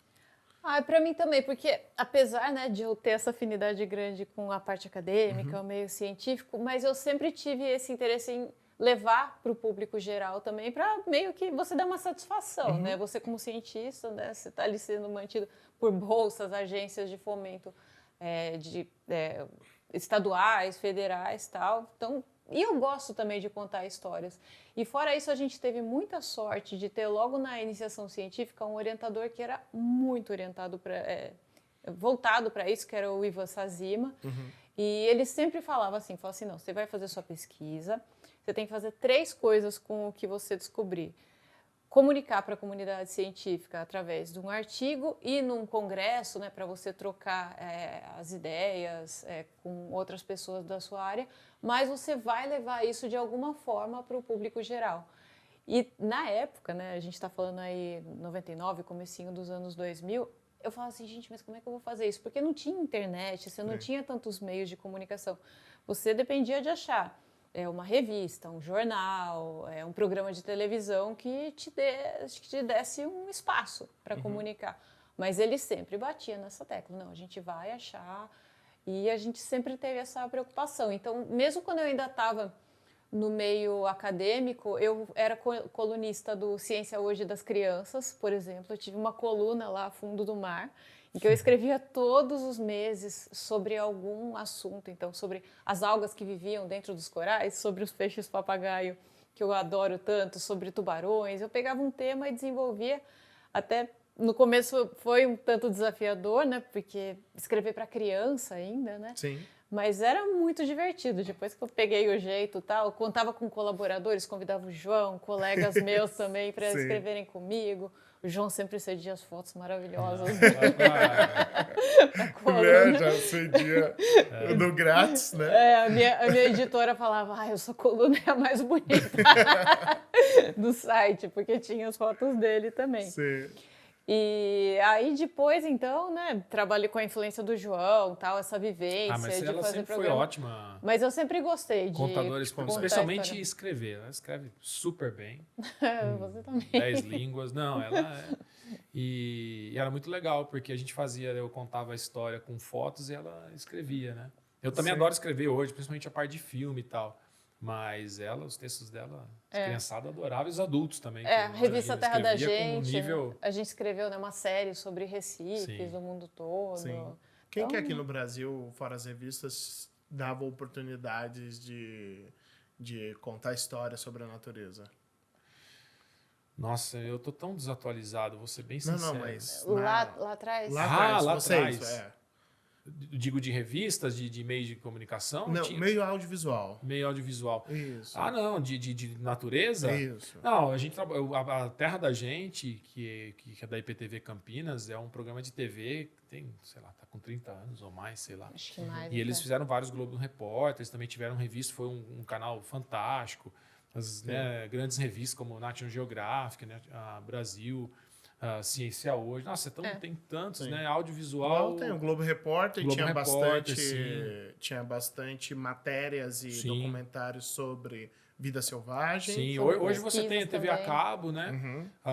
Animal Planet, Discovery, tem produções brasileiras, a gente tá com produção lá também, tem que fazer o jabá, porque tá legal mesmo. É legal ter isso de produções brasileiras também em outros canais, tem muita gente boa, muita gente nova. Biólogos e cinegrafistas fazendo trabalhos super bonitos no Brasil. E a internet hoje, abriu muito caminho. Maravilhoso, né? Você tem acesso a tudo ali. Competição desgraçada, né? Pra chamar atenção. Não é fácil, não. A gente reclamava, não tem onde pôr, agora tem onde pôr. Todo mundo põe lá, não sei o quê, é muito difícil agora pra você fazer coisa boa. né? Mas Mas é muito bom ter esse canal. E a gente vê até a mudança do pessoal do meio acadêmico, né? Que Sim. eu tenho contato, que hoje até é uma exigência dos órgãos de fomento, das universidades, que as pessoas coloquem, né? Vídeos, comunicam. Eu falo, gente, que mudança e que bom, né? Que as pessoas têm essa preocupação hoje em dia. O que mudou com a rede social em questão de documentários ou contar histórias sobre vida selvagem? Porque a gente estava conversando em outro podcast até um tempo atrás que a preocupação estética virou normal, né? Porque antes não era. Se vocês pegarem qualquer álbum de família, o importante era registrar um momento. Não tinha tinha necessariamente uma preocupação estética para fazer um enquadramento, para fazer a pessoa certinho. Não, era assim. Tava acontecendo uma festa, a gente tirar uma foto das pessoas dançando, das pessoas fazendo alguma coisa, uma pessoa atrás do bolo, a família inteira, ou o casal, os filhos, enfim. Não tinha muito. Hoje, por causa das redes sociais, a gente tem uma preocupação muito mais estética do que de registro. O registro existe, mas se a foto não sai esteticamente agradável, você já vai lá, exclui, ou talvez não poste e tudo mais. Na questão de documentário, eu não sei até para o pessoal saber, essas preocupações estéticas sempre existiram ou elas vieram crescendo junto com o advento das redes sociais? Se você pegar, sei lá, um documentário de 1980 e pegar um documentário de 2020, as preocupações estéticas existiam ou é realmente diferente? Porque, só para completar, o ritmo é diferente, claramente. Né? Você tinha documentário muito mais monótonos, né, de ritmo, e depois os ritmos foram mudando. Hoje você tem documentários que são muito interessantes na questão de narrativa, porque eles dão ritmo, cresce, diminui, eles sabem levar a história para que você não fique 10 minutos uma história totalmente parada, né? Eles criam uma estrutura de roteiro que tem ápice e tem cauda e vai descendo e sobe de novo e vai descendo. Isso realmente passou por uma transformação. Mas em questão estética, passou também? Passou, mas assim, uma coisa que a gente tem que falar também, tem milhões de tipos de documentários de natureza, tem documentário com apresentador, sem, mais de ciência. Então, se a gente jogar para esses documentários mais clássicos que a gente vê, que a gente chama na indústria de Blue Chip ou Landmark Series, aquelas séries tipo Planeta Terra, 10 episódios com a última tecnologia, milhões de dólares gastos para mostrar a Terra como ninguém nunca viu, né? Foi o que marcou lá em 98, sei lá. Então, assim, esses tipos de documentário, qual a escola principal que fazia isso? A BBC. Né? E o público inglês ama. Os documentários de natureza lá são os programas de televisão de maior audiência. Total, da TV britânica. Então, eles sempre tiveram uma preocupação muito grande com estética, com trazer coisas novas, né? Mas estética. Mas, claro, se a gente está falando da década de 90, o que mudou, ritmo, como você falou, mas o que mudou o equipamento. Eu já vi documentários assim nesse estilo, foi gravado em filme. Imagina se trocar filme, uma lente ou duas lentes. Né? Imagina fazer isso na natureza, um calor de 40 graus, não sei o que, é uma loucura. Então, sempre houve essa preocupação, mas ela foi evoluindo com a tecnologia. A tecnologia de câmera, nos últimos anos, fez um regaço, né? O que é? É a única palavra para falar. O que faz uma mirrorless hoje? Então, o que acontece? Sempre há uma cobrança extrema para a gente, assim, de história, de coisa nova que ninguém nunca viu, que está cada vez mais difícil. Todo mundo tem uma câmerazinha na mão, né, no mundo inteiro, mas de qualidade de imagem. Só aceitamos câmeras XYZ, entendeu? Altíssima qualidade, lentes XYZ, não queremos mais nada abaixo disso. Estabilizador de imagem, põe a câmera no helicóptero, põe a câmera embaixo d'água, câmera de baixa luz, né?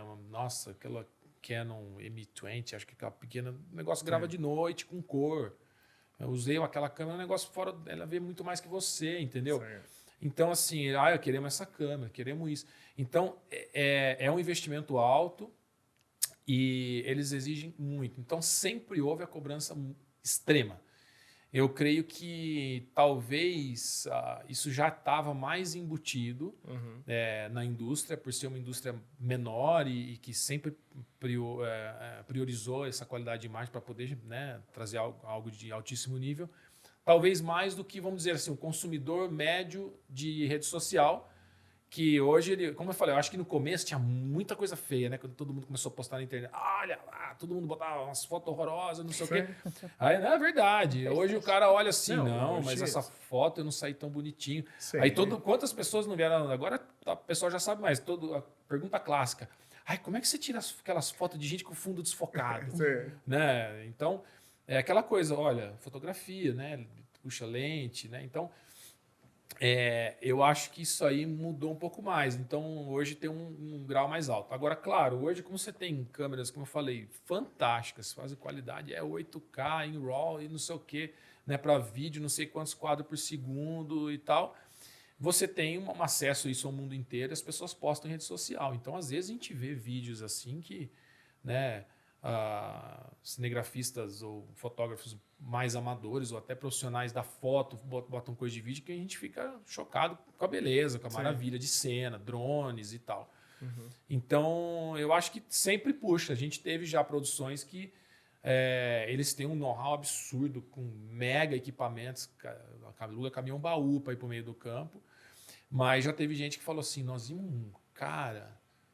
tem um canal, não sei o quê, e botou na internet, o cara faz uns vídeos, ele teve uma ideia, ele faz isso. A gente quer fazer, às vezes até contrata esse tipo de gente, ou às vezes a gente fala assim, a gente quer fazer melhor.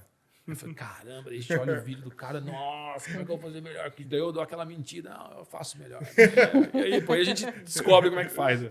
Sacanagem, brincadeira, mas tem toda uma pesquisa pra gente fazer isso aí.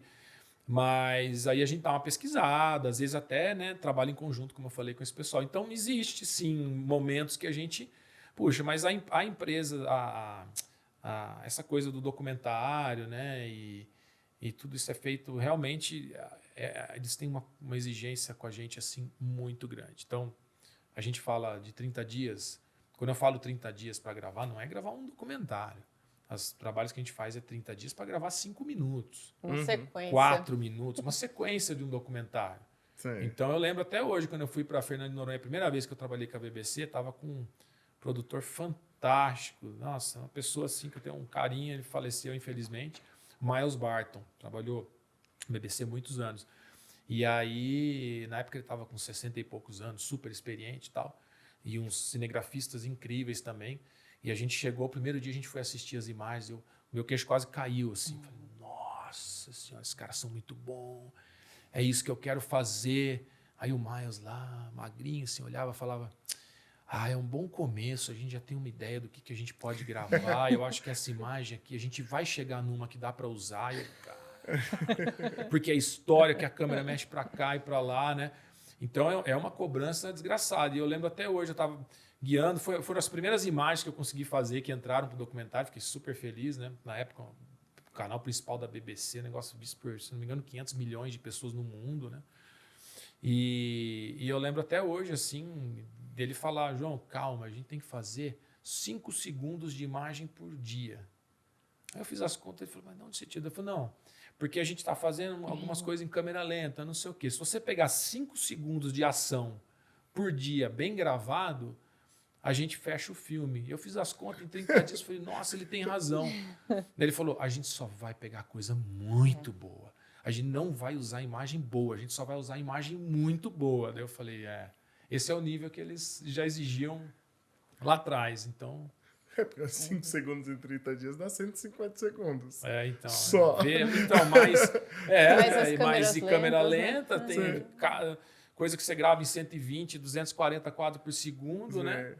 E aí vai ter as outras coisas, porque não vai ser só a imagem ali, vai ter a narração, vai ter outros dados, vai falar com o especialista, o especialista vai dar o depoimento ali dele no às vezes sim, às vezes sim, às vezes não, sim, às vezes é só é só ali o documentário em si. E quando você faz tudo certo, câmera melhor e a luz tá uma porcaria. Olha só esse comportamento. Faz um mês que eu tô esperando. Mas tá esse fundo estourado, branco. Rola isso aí também. Então é assim, ó. A gente adorou o que você fez. Mas... Tá lindo. Nossa, nunca vi nada igual, mas não dá pra usar. Não dá, porque tá muito escuro aqui, não sei o quê. Cara... Eu lembro aquela sequência que... Porque a gente recebe a lista, né, de cenas que precisa e tal. E teve uma lista que o João recebeu para uma sequência que ele foi gravar, que tudo o cara colocava, gravar o bicho em tal posição. E numa luz muito bonita de pôr do sol. Tudo. Fazendo todas as cenas tinham esse comentário no final. Na linda luz do pôr do sol. Caralho. A formiguinha fazendo algo na linda luz do pôr do sol. E eu falei, nossa, vai ficar bonito. bonito. Tem que levar o formigueiro pra onde o sol vai se pôr. A gente estava filmando o lobo-guará, que é um bicho crepuscular. Manhãzinha, fim de tarde. E o bicho vive na luz linda. O mundo do lobo-guará deve ser a coisa mais linda do mundo. Ele só vê dourado. 10 horas da manhã o bicho vai dormir. Ele dá uns rolês de vez em quando, noitão também, né? Bastante. Mas, o bicho já é lindo. Né? Anda naqueles campos da Serra da Canastra, dourado. Sim. Cara, aí o bicho sai na luz boa. E aí o cara falou, eu quero tudo na luz boa, se vira. Mas, é um bicho noturno, não tem... Ele de dia assim, ele corre bastante até, mas... O cara que é um morcego na luz do pôr do sol, né? É complicado. Nossa, vou falar pra você. Foi assim, você fica 15 dias sem ver o bicho, porque é um bicho... A área de vida do bicho é enorme, não sei, tem uns bichos que andam 140 km² o bicho usa, solitário, na maioria das vezes. Aí ficava lá 15 dias sem ver o bicho. Quando eu vi, você tremia, né, cara?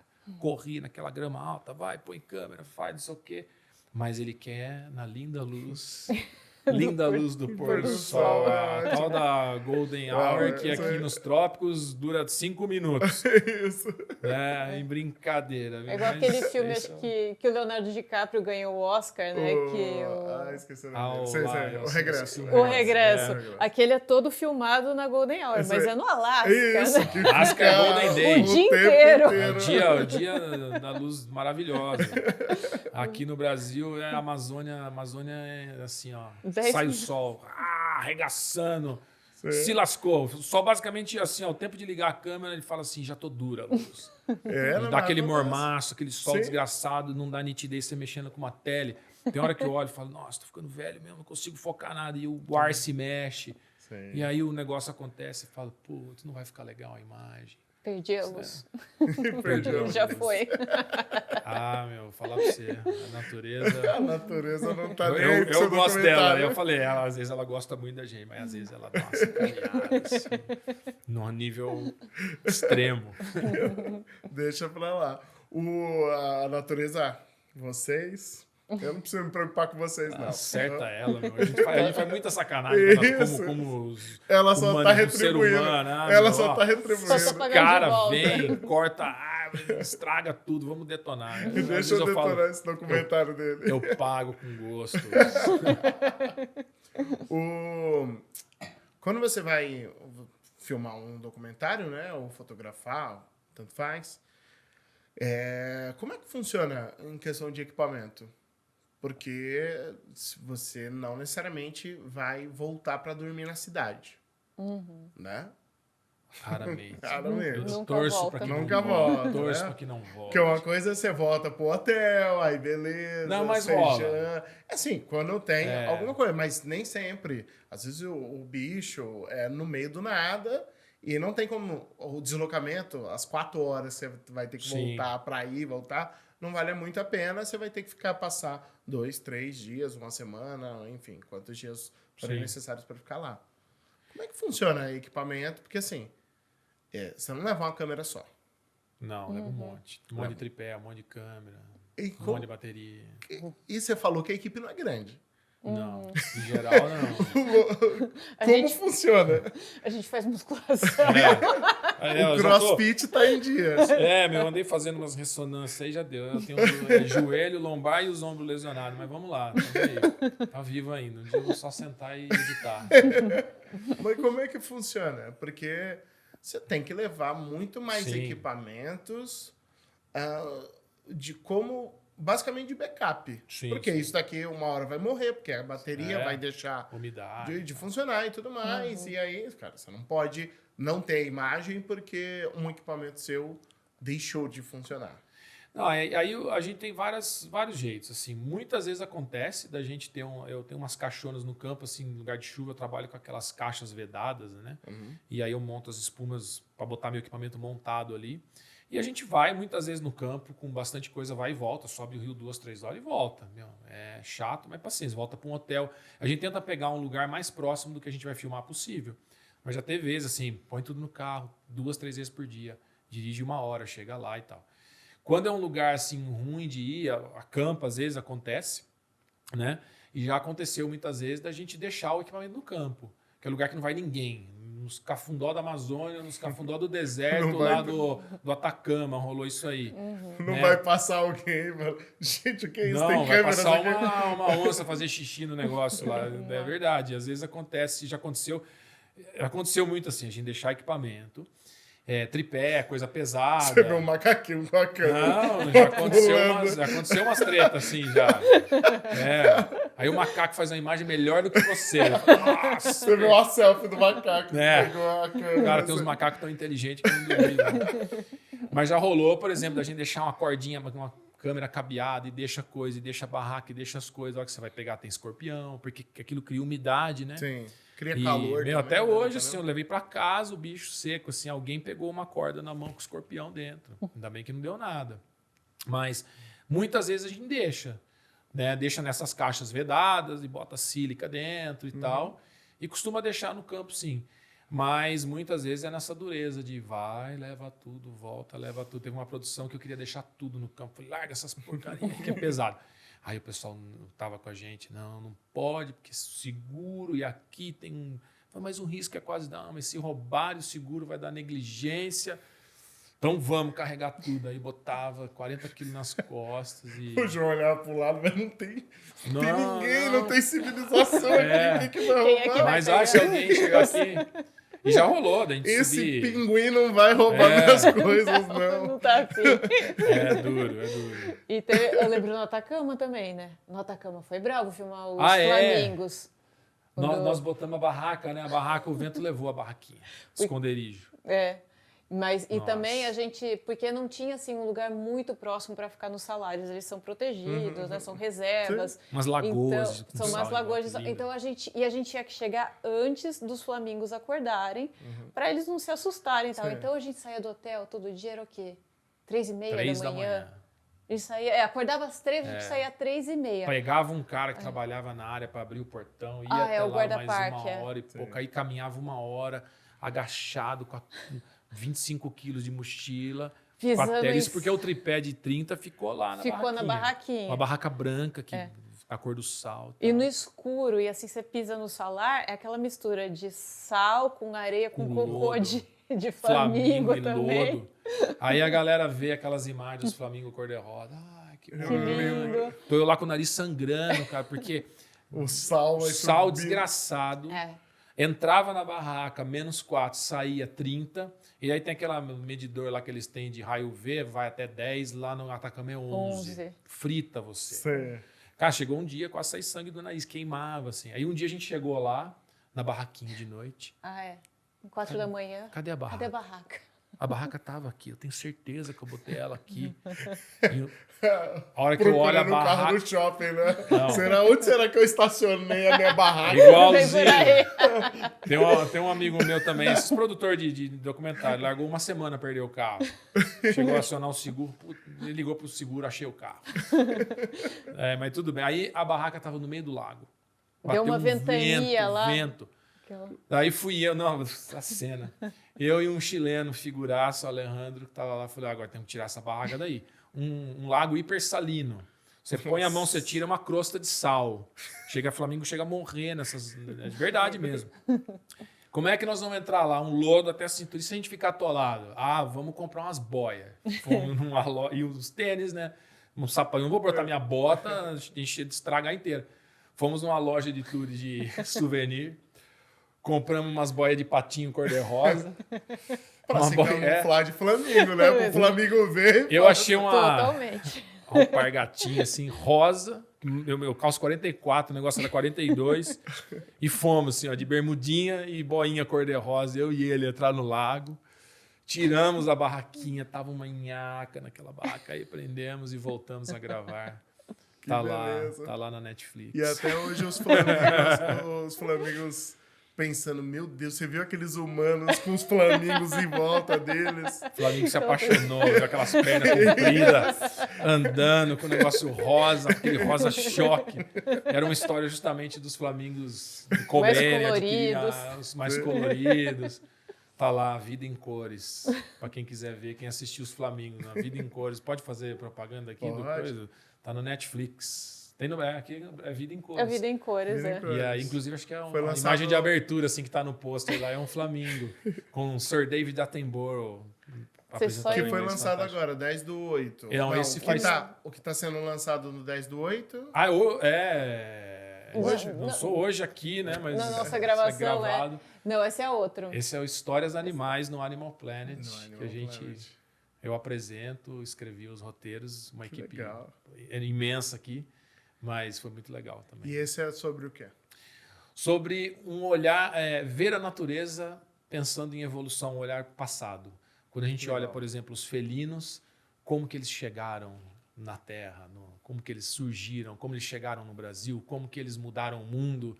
O dragão de Komodo, por exemplo, em vez de olhar só para o presente, Sim. eu tento desvendar por que ele ficou tão grande. Quem é o dragão de Komodo? Por que ele é diferente de todos os outros? Aves dançarinas também. A gente sempre mostrou as aves que dançam, né? Mas por que elas começaram a dançar? A gente fala com cientistas e começa a ver no passado quando surgiu as penas Legal. coloridas antes das aves. Já tinha penas antes das aves. Mas Sim. não vou falar muito que a galera tem que ver a série. Pô, que interessante. Tá lá no NetGeo. Não, essa Animal Planet. Ah, Animal não, Planet, Animal Planet, desculpa. Mas o Animal Planet é da Fox? junto com a Discovery, Não, junto com a Discovery. Warner, né? Junto com a Exatamente. Discovery com a Warner tem em Tá qual... no Discovery Plus também, que é o Discovery streaming. Plus. E isso o mesmo. Animal Planet, hoje, que é dia 10, né? Vamos ver que dia que vai o nosso episódio aqui pro ar, mas é 22h35. É. Mas tem lá no On Demand, lá você pode Sim. ver todos os episódios. Sim, mas deve ter deve ter em alguma associação, eu esqueci qual que é o da Discovery. Você paga lá o streaming lá, eles têm o on demand deles, né? Eles são junto com a HBO também. Junto com a HBO. Com a HBO é isso que eu também, tava é. esquecendo. Discovery Então, Plus. o do Discovery Plus. Então, Isso se pagar lá certinho, vai dar para assistir o documentário de vocês. São quantos capítulos? Você viu que a gente sofre, tem que pagar pra ver. Pelo amor de Deus. Você viu? Depois que eu contei aqui, eu vou Pelo passar menos. o Pix aí depois. Quantos episódios são? São 5. 5 de... Vai dar 1 hora no ar ali, 46 minutos. Que legal. Cada episódio, um tema. Um tema, um olhar ao passado. Que legal. Então, assistam, vejam. Obrigado. vocês vão ver. E fora isso, tem na Netflix também, documentário de vocês. Nossa, tem muitos da BBC Tem que passa por vezes no Animal Planet na Discovery Que também. legal. que é Netflix. A Beleza Secreta dos Animais. Tá na Netflix? Que tá na Netflix. E na Netflix também tá A Vida em Cores com David Attenborough também, que tem a sequência dos Flamingos. Planeta Verde, Green Planet, mostraram uma reedição dele no Fantástico. Que legal. Passou, deve estar online. Sim. Tem um monte pra vir aí, legal. Tem muita coisa. Porque às vezes a gente filma, dá um Sim. desespero. São 2, 3 anos pra ver, mas eu nem lembro que eu filmei. Sim. Porque são às vezes 4 anos de produção, essas mega produções assim. Você vai fazendo, vai mandando as imagens e aí depois o pessoal monta. Você nem Eles sabe como é que tá. Semanas né? editando, Sim. às vezes eles entram em contato, mandam já uns cortes pra gente. Mas demora, já chegou a dar 4 anos. Tem o assim, Supernatural, que tá na NetGeo, na que tá Disney também. Na É, Disney. NetGeo Disney, é Supernatural. Supernatural, acho que é. Porque a gente acaba trabalhando, quando trabalha com nome em inglês, aí eles às vezes mudam o nome. Sim, quando vem em português, né? Tem um monte aí, tem o Cães Selvagens também, da BBC, Dogs in the Wild, Meet the Family, vários aí. Olha que legal. É E bacana. se entrar lá no... Tem um Instagram... De vocês? JP Krajewski, Tá. JP KRA. Ah, vai estar. JWS, que aí vai estar. É só pegar o nome que tá aqui. É, no o dela YouTube, mais não fácil. tem Mais essa. E o meu é RM Bonaldo. RM de Maria É, Bonaldo. eu brinco que é Roberta Maria Bonaldo, mas não é Mas não é. Martini. de Martini. Lá no Instagram de vocês, tem algum Instagram junto? Não. Tipo, eu só. Não, só a dos gente bota docs. tudo meio que nos dois, algumas É. coisas. Uma época a gente até tinha um da produtora, mas é tanto trabalho pra atualizar que a gente Então, acabou focando com os cada um. dois. É. Mas se entrar no de vocês, tem algum link para aparecer trabalhos que foram Tem, feitos tem. e tudo A mais, então tá tudo gente certo. Tem posta muito- tudo, os bastidores e também onde é que cada produção sai. A gente legal. explica Muitas tudo. coisas, obviamente, por contrato, a gente não pode Sim, divulgar. Antes então a gente tem de- que esperar os 4 anos. Sim. E aí, logo, ano que vem vai ser um atrás do outro, assim. Mas é legal porque fica surpresa. Sim. E tudo que a gente solta tá por lá. Que legal. Então acompanhe a Roberta e o João lá no Instagram, para vocês darem uma olhada em todos os trabalhos deles. Também vejam lá nos streamers da vida. Em todos os streamers vocês estão vendo que tem eles lá. Então não tem desculpa para não ver o trabalho deles. E para finalizar, vocês querem falar alguma coisa para o pessoal que está assistindo? Sobre natureza, sobre documentário, sobre qualquer coisa? Quer começar? Bom, Você eu... Fotografem, viajem, vão para esse mundo maravilhoso que a gente tem, com um olhar artístico. Esse mundo natural merece ser mostrado por muita gente. Quanto mais diversidade de olhares, o Brasil é um lugar especialíssimo para isso. A gente tem todo tipo de gente, né? E tantos lugares também. E, gente, Brasil é o país, em termos de natureza, não tem nada igual. Eu já fui para 60 países, assim, tem lugares lindos, não vou negar, mas o Brasil é um espetáculo e vocês têm ferramentas para isso hoje. A gente adora ver. Vão lá, inspirem um olhar bonito para a natureza, conservação. Acho que seria o recado que eu gostaria de dar. E eu queria dar um recado para quem quer seguir nessa área, né? Que muita gente entra em contato com a gente sobre isso. É assim, comecem, sabe? Porque muita gente fala, eu sonho, eu preciso ter a câmera tal. É óbvio que os equipamentos são maravilhosos, abrem muitas portas para a gente, mas hoje, é o que eu falo, qualquer câmera simples vai ter muito mais tecnologia do que a câmerazinha que o João começou, você tem muita informação. Então, eu acho que obviamente, né? Procura a informação, se aperfeiçoar, ter um olhar crítico com as imagens, os conteúdos, mas eu acho que começar é uma dica importante para as pessoas. Começar sempre é importante, Sim. porque se não começar, você não vai ter oportunidades. Sim. Usar aquilo que você tem disponível, né, para expressar a tua visão artística. Hoje é tão legal, as Sim. câmeras de hoje são, como a Rô falou, tão espetaculares, dá pra fazer tanta coisa, né? Sim, a gente Não sempre pode ser um fala aqui, limitador. porque a gente fala exatamente o que você falou, que qualquer câmera simples de hoje em dia é melhor do que a câmera de um profissional de 10, 20 anos atrás. É. Então, o que você acha incrível que ele fez, ele tava com uma câmera pior que a sua. Exato, ele E não a câmera começou. era top de linha naquela época. Hoje, a sua câmera mais simples tem a mesma ou uma tecnologia Sim. superior. Não, e se você tem uma limitação de, cara, ninguém tem dinheiro para comprar todos os equipamentos do mundo, né? Mas isso te instiga a criatividade. Eu fiz uma vez participei de um workshop com um grande fotógrafo, Franz Lanting, da National Geographic e tal.